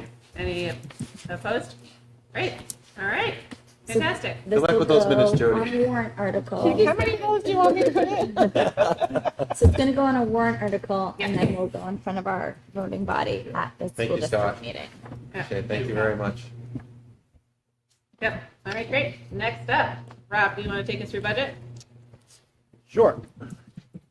Actually, can I kick off? Yes. Okay, so, we've been working at this since October, and we've been navigating all of our budgetary issues and requests. My team has brought forward several requests, we've debated and talked about. Then at the last meeting, I said I would come back with possible solutions to the discussions that we've been having in regards to the support of special education. The trend, not just this year, but last year, is increased costs. We've heard from the admin teams on increased needs, time and effort, things along those lines. And I think one of the points that the board kept coming back to is any of these positions that are brought forward, what's the direct impact on students in the classroom, on support of the staff that are working with the students, and really the families that are trying to work through it. I think Mandy did a great job in her report if you read the data on what's going on. But Mandy did a very good job of clarifying, what one need of a student might take an hour of services, but another same need might take 4 or 5 hours of services. And I remember when you guys hired me 4 years ago, we used the word audit a lot when I started. We need to audit what we're doing, what we were doing, what the past practices were. So I really had to take a look at the consistent request and or need in the board and the discussion on how we're going to try and help and support. And so, although I'm recognizing where we are in Hopkinton and the reevaluation that's going on and the budget stuff that's going on, but I'm also recognizing the need that we need to add to support student services. So we had spoke about a district coordinator role, / admin role, whatever it may be. And really, the discussion 2 weeks ago was very heartfelt and thoughtful. At the same time, I just don't think it's the appropriate time to move forward with that type of role with what we have going on. At the same time, I've kind of made a conscious decision of the position I asked for about 3 years ago now. And understanding that, there was a cycle to the position and we reevaluate those cycles at all times. And so with what Patrice and Carrie had moved forward in regards to requests to a case manager and student support service here, and kind of where that position is coming to a contractual end, I'm going to make a recommendation to the board, and I know we've had our discussions, to reduce the director of curriculum position and allocate those funds towards special education, more specifically towards case management at Harold Martin. And depending on the hiring, really would quantify the student support center here at Maple Street. So we're really attacking direct needs of the building with direct correlation to behaviors that we're seeing, along with the needs of the students in the case management. We talked from case management, we talked about behaviors. Carrie's came here and talked about how much time it's consuming. So rather than the admin role and maybe having multiple layers, it's all about timing, right? I think this will help alleviate a lot of some of the things we have going on, but then it'll allow us another reevaluation a year from now on how those positions are impacting, whether there was another good move or whether it was a bad move. At the same time, I'm going to sit here as a superintendent and tell you that you still need a director of curriculum, and you still, in what we're seeing, should have an assistant support to the director of student services. I just don't think it's the right time. I know I've kind of discussed it with you as we moved through October, that there was this option that I didn't know if I felt comfortable with. But I think after the past month specifically, I believe that it'll show that the problem that keeps staring us in the face, we're going to try and chip away at it, and that we'll reevaluate each year on whether some of those other things can be done. So, we had the discussion in finance. That's why I kind of wanted to kick it off Yeah, as sorry. we go around. Recognize that. But but that would be my recommendation for the board to consider this evening as you decide to discuss budgets. Yep. So to not like reduce the position, but allocate the funds to probably 2 positions would be the goal. Okay. All right. Okay. Thank you. Yeah. So now, Rob. So just to stay there, I think, when we talked about the special ed coordinator position, I think we all saw that there is merit, but I think Mike is spot on when there's even more merit in creating more direct services to students where they are needed the most. So I certainly, personally as a board member, are in support of that. I don't know if you want to talk through this part before we go to the general. Yeah, Let's go hear, ahead and get talk people's through feedback. that part before we do the general. Any thoughts on what Mike said and Rob? Do I have to go first? Why not? No, you don't have to go first. I'm I think- trying to wrap my head around it for a second. Okay, so I think, this is, oh, go ahead. Yeah, I got it. So when I came on the board a while ago, Mike had always said, Norm, when the budget's approved, I decide what I feel is best for the district. He's always said that, and he said we always wanted to try to get away from specifically positions or what. And it took so many budget cycles for me to understand that and drill it into my head. And this is a good example where he's like, okay, it's a tough year. He mentioned the rebound and all that stuff has an impact on our taxpayers. And we have quite a bit that we need to support. And we have a huge increase in special ed. So he's looked around. He said, what can I allocate my resources in order to do what's best for our students and what's best for the taxpayers? Mhm. Of course, we're not adding a position. We're taking a position and we're basically making it 2 positions with the funds that he's removing from that. So for me, Mike's doing his job, looking at the whole district, reevaluating what's best for Hopkinton, and I think it's what he's hired to do, because that's not something I would have thought. Mhm. And that's where I give him a lot of credit for doing, Mhm. stepping outside the box. But he's still advocating for the position over there. I see it. You'll hear it from me. Yeah, I know. I think for me, I do still think there's need for curriculum and assessment. We just started, we have a new-ish math curriculum. We just started our new literacy curriculum with Amplify, which we heard about last week. There is ongoing work that we're trying to do for report cards and sort of pulling these threads through from pre-K to kindergarten all the way to the middle high school, that I think that work will need to continue. But I do also think that when we think about, for what Rob said and Mike said, the needs of the students, and when I think about if there's an investment that we can make now to try to curb or mitigate costs, especially in special education that we have seen rising so significantly, and if we can help those kids and potentially intervene and get them the support that they need, get them the assistance that they need, and try to keep them here in the district, hopefully improving in all the ways that they need to improve, then I think that that's a very worthy investment to make. And hopefully, then we could see that maybe some of the stuff that we're seeing is a special education bubble, right, with appropriate intervention. What I did hear 2 weeks ago on the December 5th meeting was that there is a lot happening with a lot of meetings, and I think this will really help, I think, everyone who's covering all those kids to do a better job. Yeah. No, yeah, I mean, I think it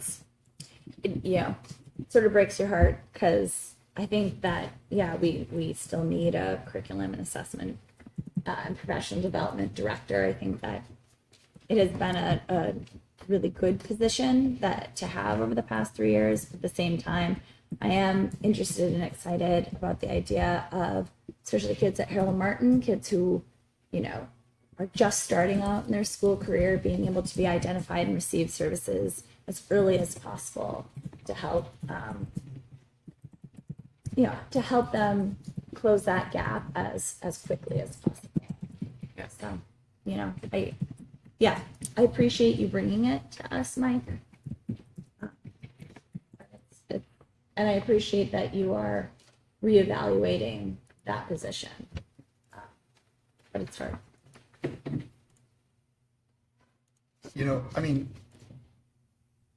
The need for more special ed help at Harold Martin was there irrespective of the curriculum director. Like, we heard about that need before. You've talked about trying to eliminate, or the recommendation to eliminate this position at this point. So I think as I sort of absorb that, I mean, the other option would be to cut the position and have the money go back to the taxpayer and come out of the budget. And that's, I think, another thing that we could do. And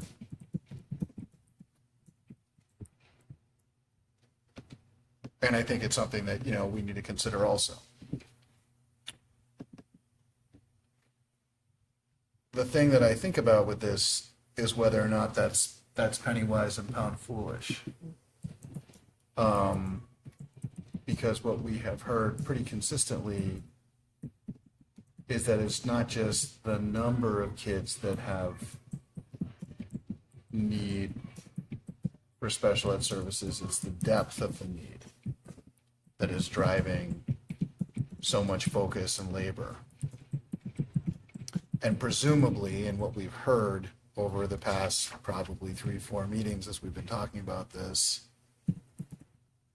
is, getting to kids at Harold Martin might keep them in the one zone as opposed to moving into the other zones of greater need.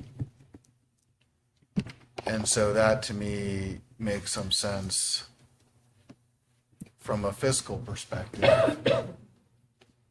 Because you're trying to, reduce that, what could be a very large escalating cost. Separate and aside from the analysis of helping a kid that needs help, which is also what we're here for.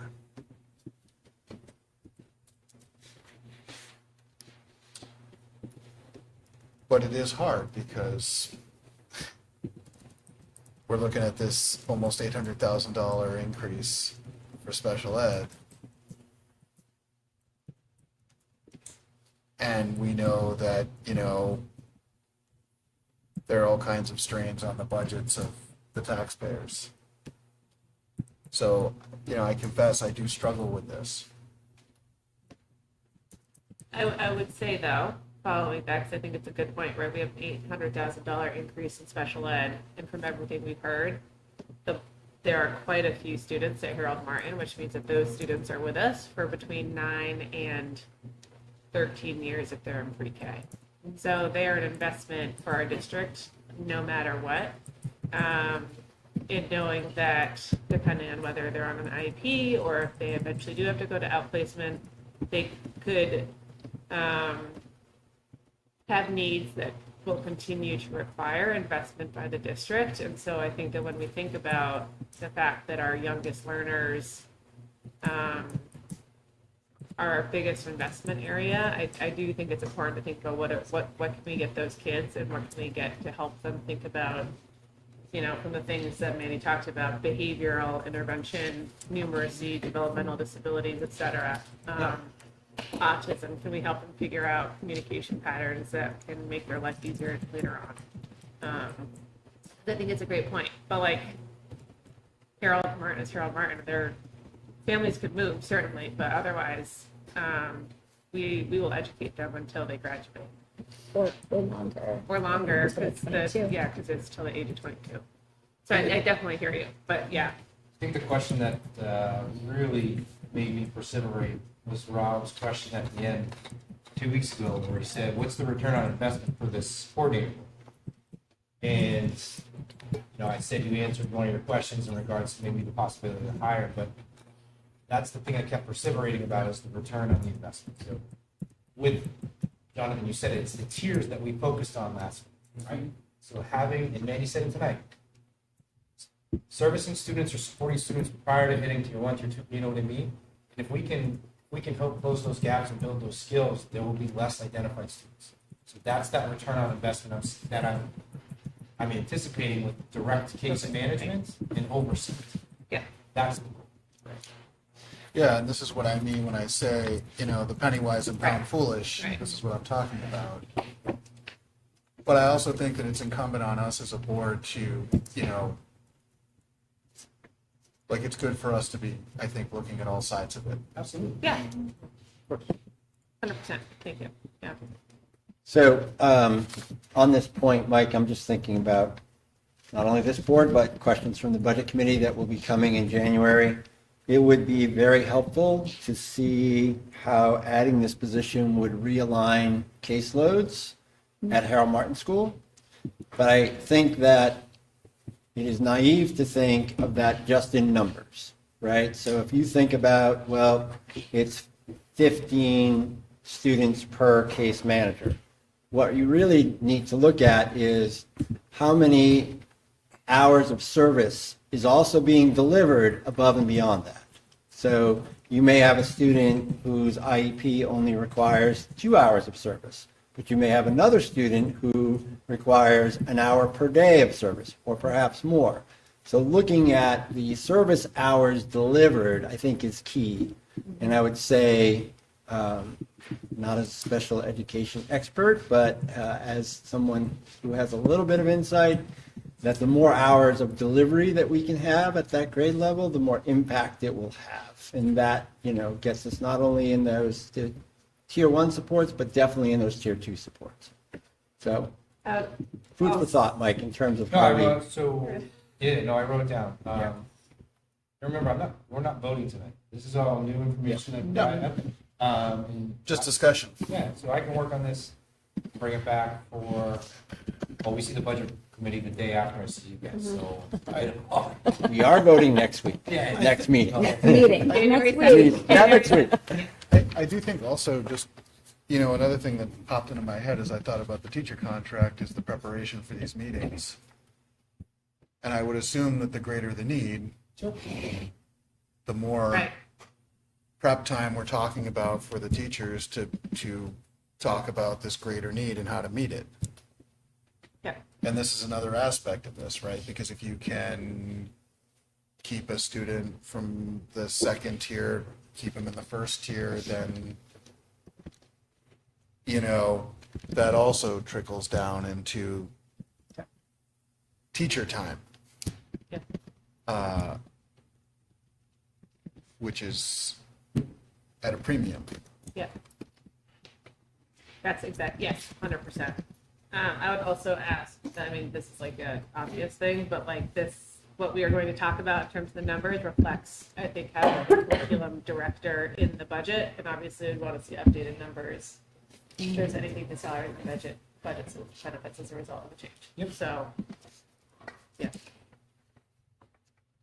Great. Yeah, I think it's also fair to say that we're assuming that reallocation is consistent with the numbers we see here. Yeah. It'll be fun. We'll work on that. Right. Actuals. So the first piece is obviously the operating budget at $27,624,998, 2.79%. And then, as in past years, you can see where those increases show. And obviously that number of 777,869 is our biggest driver. 2.89% of that, well, it's actually a bigger number than the percentage because we have a reduction. So that caught my eye a little bit, but that makes sense. And then the changes in revenue on the other side. I think in your gray version, The gray version has the trust funds and the fund balance updated based on our conversation, Rob. The other one is based on the November financial statement. So please follow the gray version. so in just in terms of how we use funds as revenue, these are really placeholders, right? So $150,000 is consistent with what we've done in the past from fund balance, or at least what we did last year, I believe. And then what's the willingness of the board? How much of Article 10 do we want to use as revenue? So those are placeholder amounts to consider. But Laura, on the gray sheet with the Article 10 for $400K, you did not take that through with tax by article, right? Or did you? not by article. The second page is the revenue and projection and for the operating budget only. Yeah. No warrant articles at all. That does have the 400,000 and the 150. Yes, but the tax impact is not reflected. It does not. No. So that is the operating budget that we would move forward to the budget committee, all things being equal, in a couple of weeks' time. In the green, we can see the proposed warrant articles, so the HEA contracts in that first year at 455, 365, and then below it, you can see how that impacts the tax rate individually. The CIP is a little bit funky, so the recommendation from the CIP committee, I believe, was 425. It shows as an increase of 275, and that's where our social studies guy needs to retrain his brain. Because we used 150 last year, the change is 275, so that would be the increase to the tax rate. It wouldn't be based on the 425, the infamous delta. I always thought was just a funky body of water, but now I know different. It was an airline. Yeah, or an airline. The Special Education Trust, which we drew down last week, or last meeting, I should say, the request would be 225,000, which is also the approximate amount that we reduced from the budget in our last go-around. So now we're going directly to the taxpayers to ask for that money in a warrant. And I think, we will have a presentation based around some of our unanticipated costs over the last few years and why this is a logical request. In technology, a warrant article for $30,000, primarily towards Chromebooks, but also the switches that we've heard Mr. Stone speak about. The vehicle trust request would be 10,000, and I'm going to let Mike speak to what we may be doing with this.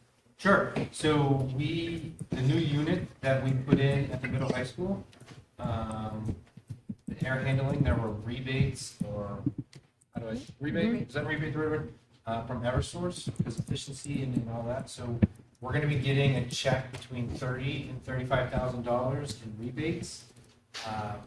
And Michelle and Laura looked into what we can do with unanticipated funds. So we'll have a public hearing, but the goal or the recommendation to the board is going to be to withdraw from the vehicle trust what we have in it, and then make up the difference in the rebate we have to fix the problem we kind of have going on in that world. And then we'll have to determine what else. We don't know what the total difference is. Mr. Rizicki has reached out to local dealers, he quotes.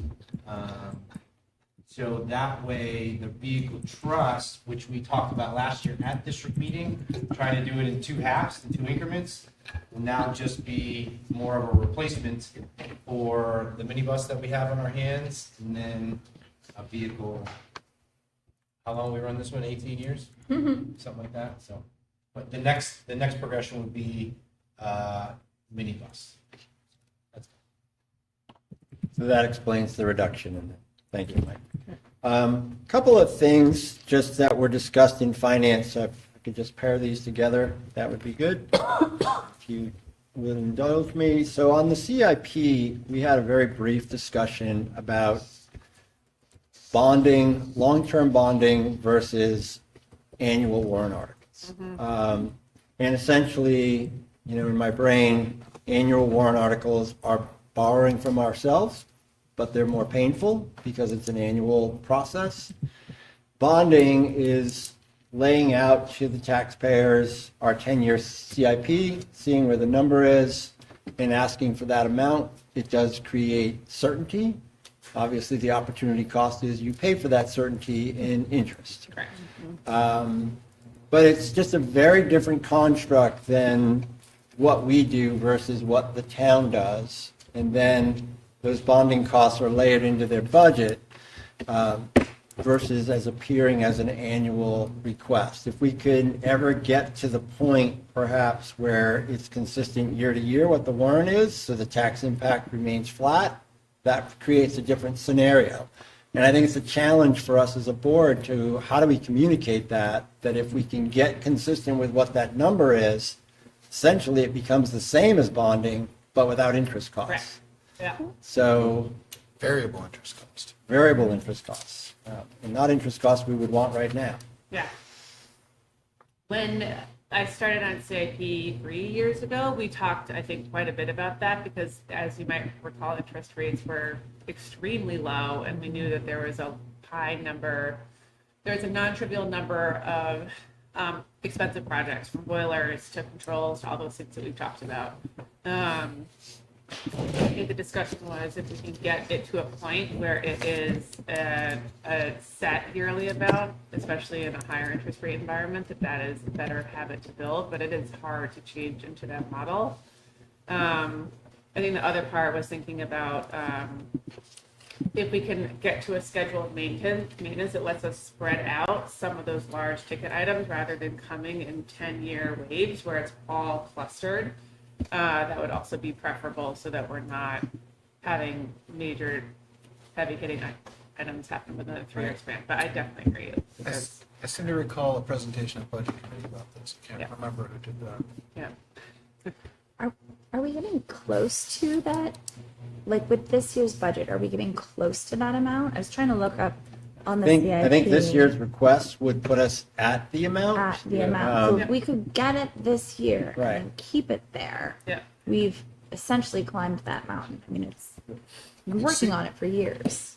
CIP hasn't been funded to the amount that is Right. recommended Right. since We've we been created the working CIP. Up to it.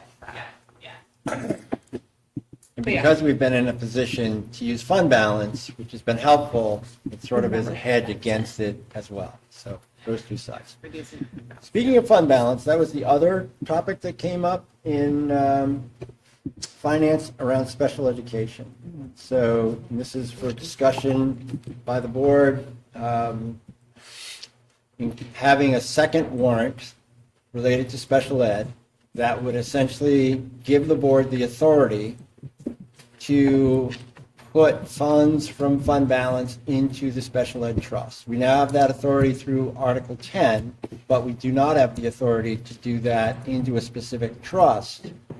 But if we could get the authorization from the legislative body, then we would be able to do that. My thinking is, and we talked about, you don't necessarily want to say just from special ed, but we know this is a long-term issue. If we do have funds available at the end of the year, if we could direct some of those specifically into that trust, it might be to our benefit. But it would, I think Mike is going to explore and get legal counsel. It's a rather complicated warrant to write.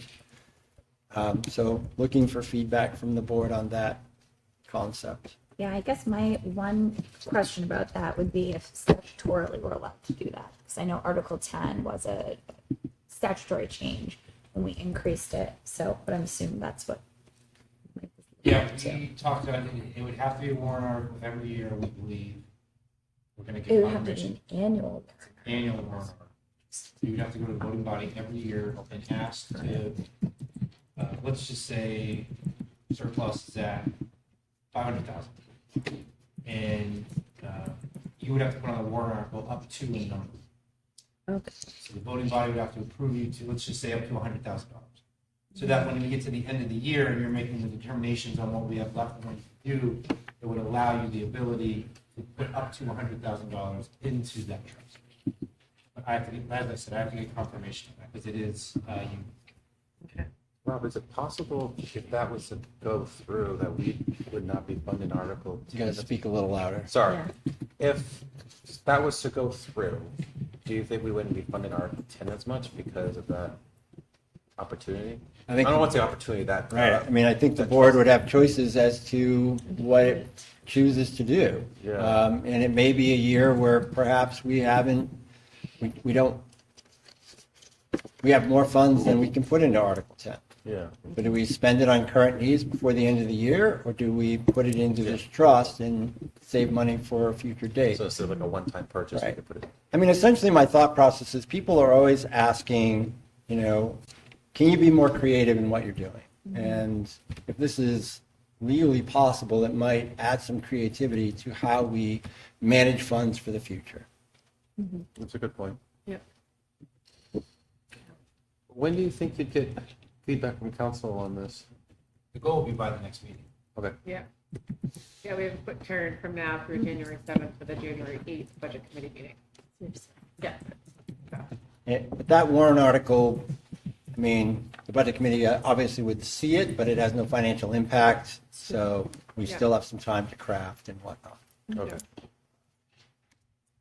Okay. Any other thoughts or comments from people? We will be voting on this at the January 7th meeting. I would really encourage everyone to think long and hard about, especially, I think, the warrant articles that are in there. I feel good with what we are going to propose to the budget committee, and I look forward to their feedback. And Rob, I know that we'll be working on presentations together. We're working on a couple of pieces of documentation for the budget committee as background information. Delsey, I guess the only thing I would ask the board is, of course, we'll be voting next meeting, but do we know exactly what amount we're using from Article 10? Is that what we're agreed on that's here tonight? And are we using any of our surplus? Looks like placeholders. I know there's placeholders, so is this the set amount that we're going to agree? I don't think it's, I would posit, I think this is a placeholder. I think we Okay. could use more, less, anything. Okay. Everyone's remembered that we are halfway through the year, so fund balance could Okay. change either positively or negatively depending on what's going on. If you want to see the total amount in Article 10, you can do that on any of our financial statements. And again, it is currently at $866,000, $677, and the proposed placeholder is $400K, which will be using just under half of that. Okay. Okay. Yeah. And I'd be very, very, very cautious in anticipating any type of availability in surplus. Like a greater surplus than projected. Correct. Right. The other thing that I think I want people to keep in mind is that as we've talked about, one of our 4-year goals at this point is reducing our fund balance, our surplus, and carrying it closer to what we are hoping is like the right fiscal amount, which is typically in single-digit percentages. We are seeing that happen this year, so we are acing the goal, even though it feels a little tenuous. One of the things we thought about using Article 10 for is that as we get closer to having minimal fund balance, using that to help sort of balance the trending line down as we think about tax rate stabilization. So someone could say just use the entire $866,000. In a world where we might not have surplus, it might be a good idea to keep a little bit for 2 to 3 years out. It has traditionally been the strategic thinking of the board. So just to put that out there. Absolutely. You jogged my memory about the other thing I wanted to bring up, and it was more of a thought process around Article 10, because we did for a while have that discussion of should we use this money for the band. And I think I was pretty clear that I was uncomfortable about that, because what does emergency mean? So just the epiphany to me recently is emergency for me to go into Article 10 is something that disrupts the delivery of education. Like, we can't have school. That's an emergency. So, whilst a van that is not in the best of shape, that does not disrupt the delivery of education. And so for me, that's the bar in my head for when I would say, yes, let's go and grab some money and do that. But just my thoughts. So. Can I say something? Yes. Just want to be careful about flags in the ground. Because there are other things that can happen that can disrupt the operations of a school in which we can still have school. I'm just advising the board to not say that is the only reason I would go in that direction. I'm just stating my opinion, not the board's opinion. That's fine. Okay. That's helpful, though. I appreciate your point, Mr. Flynn. And my job is risk liability a lot. Yes. Everything else. Any other questions about warrants, budget, etc.? Okay. I will also say one last note. I have tracked the entire budget process for the last 3 years. I am about to shoot ourselves in the foot, but it is nice that we are getting to our last meeting in January, I think, with a good picture. Yes, last meeting in December with a good picture going into break. I think having the board have a lot of time, feeling like I think we have a pretty good amount of information with which to sort of ruminate and think and reflect on what we're doing. So, if anything else crazy pops up, we'll talk about it on January 7th. Otherwise, questions to Rob, Finance Committee, that'd be great. Okay. Great. Okay, anything else on that? Laura, Michelle, anything? The rebate that Mike was talking about we have received the check. It came in at 4 o'clock today. Glad I know. Fantastic. The exact amount. So, 35,000 and change. yeah, 35,000 and change. So I think the recommendation would be to hold We'll the have a public hearing on January 7th. Okay, everyone? To- There will be 2 public hearings. One public hearing on withdrawal from the vehicle maintenance, and then the second public hearing will be receiving unanticipated funds and the recommendation on what to do. Yes. Sounds great. Thanks. Okay.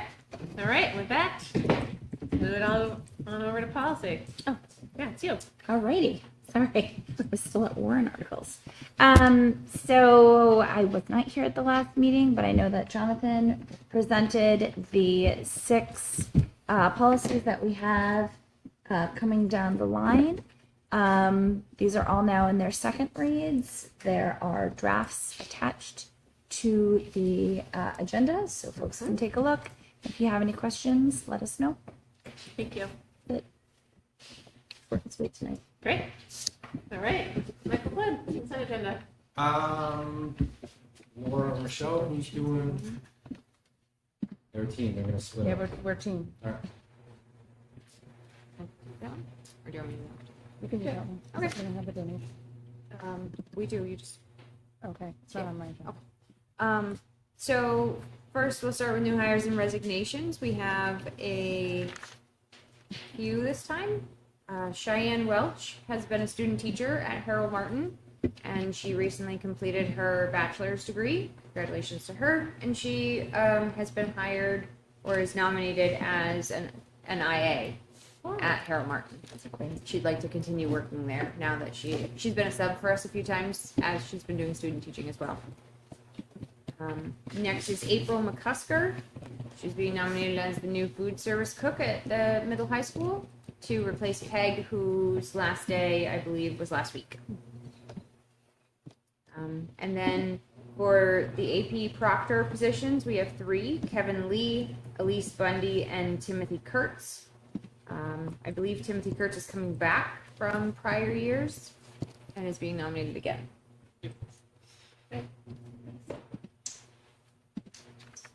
Next.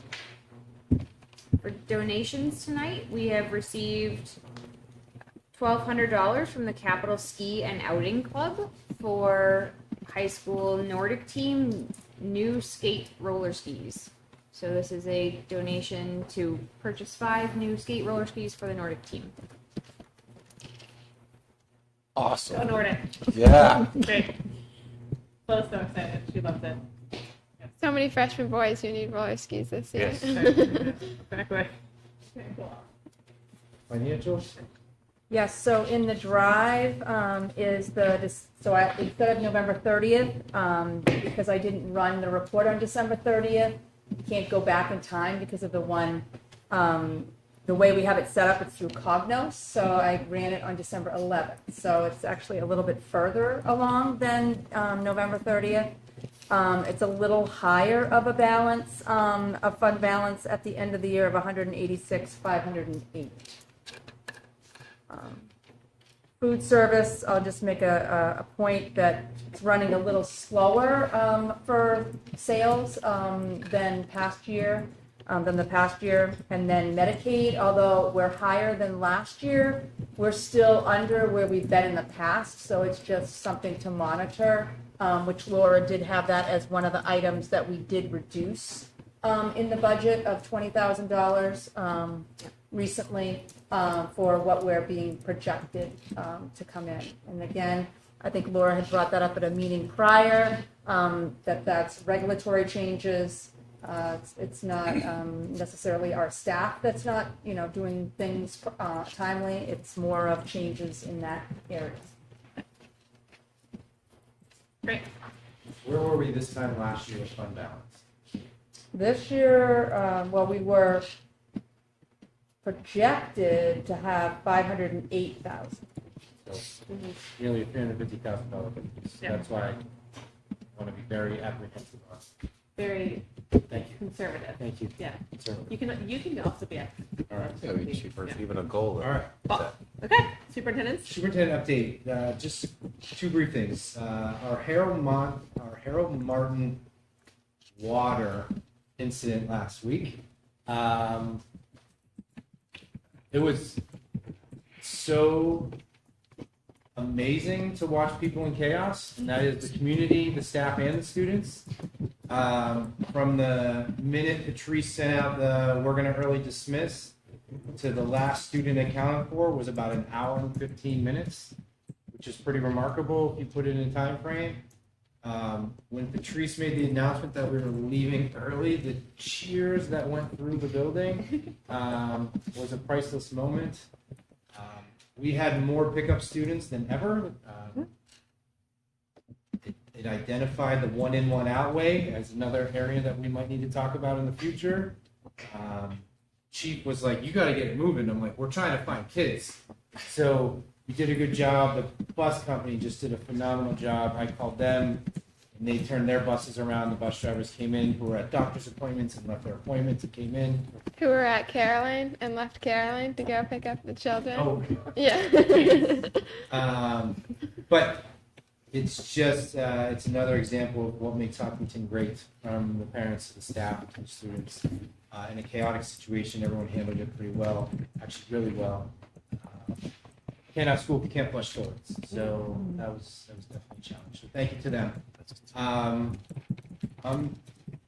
very thankful for this time a year later in my life, but to my team, Laura welcoming us, getting along with us, but the admin team, what goes on this time of year is purely insane sometimes, from bus issues to family issues to student issues to trying to help families in need. And, we kind of say all the time, Patrice and Carrie are a one-man band in their buildings. The staff does a great job of wrapping their arms around them, but sometimes those two are running around like absolute maniacs, and they do a stellar job. Chris and Jake have a great partnership. A lot of the, I'm going to call it Spirit Week, but I don't know if that's what's been called, from the ugly sweater competitions to us being in casual clothes all week. I think it's been a really great December. It's been a quick December, but I think we've had a lot of fun around here. Yeah, teachers have been showing a lot of spirit too at the high school, which It's is been great. Last week's weather, I had to wake up at 4 every day. It feels like now I just got a notification about snow tonight, so we'll see. But I just want to thank the district. I think everyone, all the adults, are doing an outstanding job. The kids are having a lot of fun this year next year. So thank you to everybody. So with that, I would ask you to accept the consent agenda as presented. So moved. Second. All right. Any discussion? Okay. All in favor? Aye. Any opposed? All right. Next up, committee updates. Policy. Anything other than what we just heard from you tonight, Andrea? Nope. Great. Curriculum assessment meets tomorrow. Yes. Yep.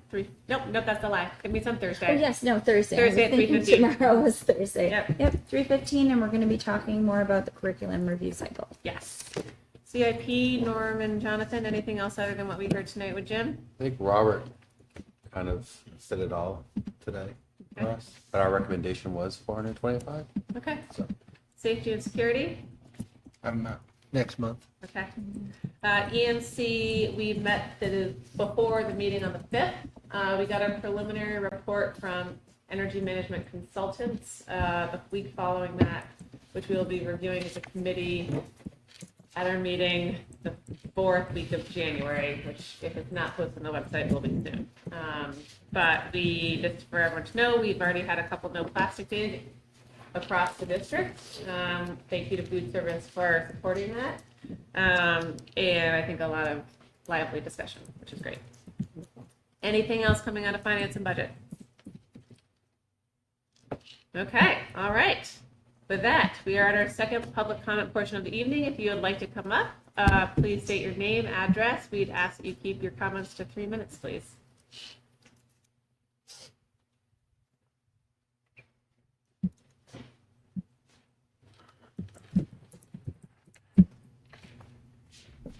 Tricia Lambert, 305 Galloping Hill Road. So just to confirm what you were saying, you're going to remove the curriculum director. This is your proposal to remove the curriculum director and hire 2 other case positions. Can you repeat that? I tried to re-listen to it, but it was very hard to hear. Recommendation is to reduce that position, hire a case manager. Reduce meaning remove? Remove, yep. Okay. Hire a case manager at Harold Martin. And depending on the delta, if I hire someone who's new and I have more money, that's the bottom line that Norm was talking about. So if there's more money to support another IA Out of that chunk of out money. of that chunk, I would. If there's not, Then you get one. Yes. Okay, and that's for special ed. Correct. Okay, and that's in lieu of what Mandy was speaking about. Yes. Kind of, okay. Teaching. So that's College for them, teaching. that's for what you propose for them to discuss, right? Yes. Okay. So your paperwork, just currently this is the, for the operating budget, it's 2.79. That's without the Teamsters because that's not available yet. Is that correct? What I'm reading? Okay. So I guess just for the group at home, I'm looking at 500,000 because I'm guessing at this point, the way it went up for the reevaluation is about $618 plus that, but that's not including the warrant articles, correct? That have not been, That does include all of the warrant. it includes all the warrant articles, okay. Except Teamsters, yes. Except Teamsters, okay. Okay. That each column, Trish, right here, so the budget on the 500,000 would be $268, and then all the way across, Based on all of across. them. Yeah. Gotcha. Okay, so I see the all, which was the 618 that I mentioned for the 500,000. Right. Okay, so that's for the school side. Okay, so I'm going to review the contract. I mean, it's already been voted on, but and I understand the need for wages. Everybody needs them now. I just think to some extent, almost a 5%, and then a 4% thereafter each year is the trouble is, in any other given year, it'd probably be fine, but it's coming from people who don't have it. So certainly we will share the information with those that aren't here tonight. It's posted on Diligent as well. On where? It's on the agenda as well. LinkedIn. It's linked into the agenda as well. Oh, right. Gotcha. Okay. I think that's it for now. I'll give somebody else a chance. Thank you. Thanks.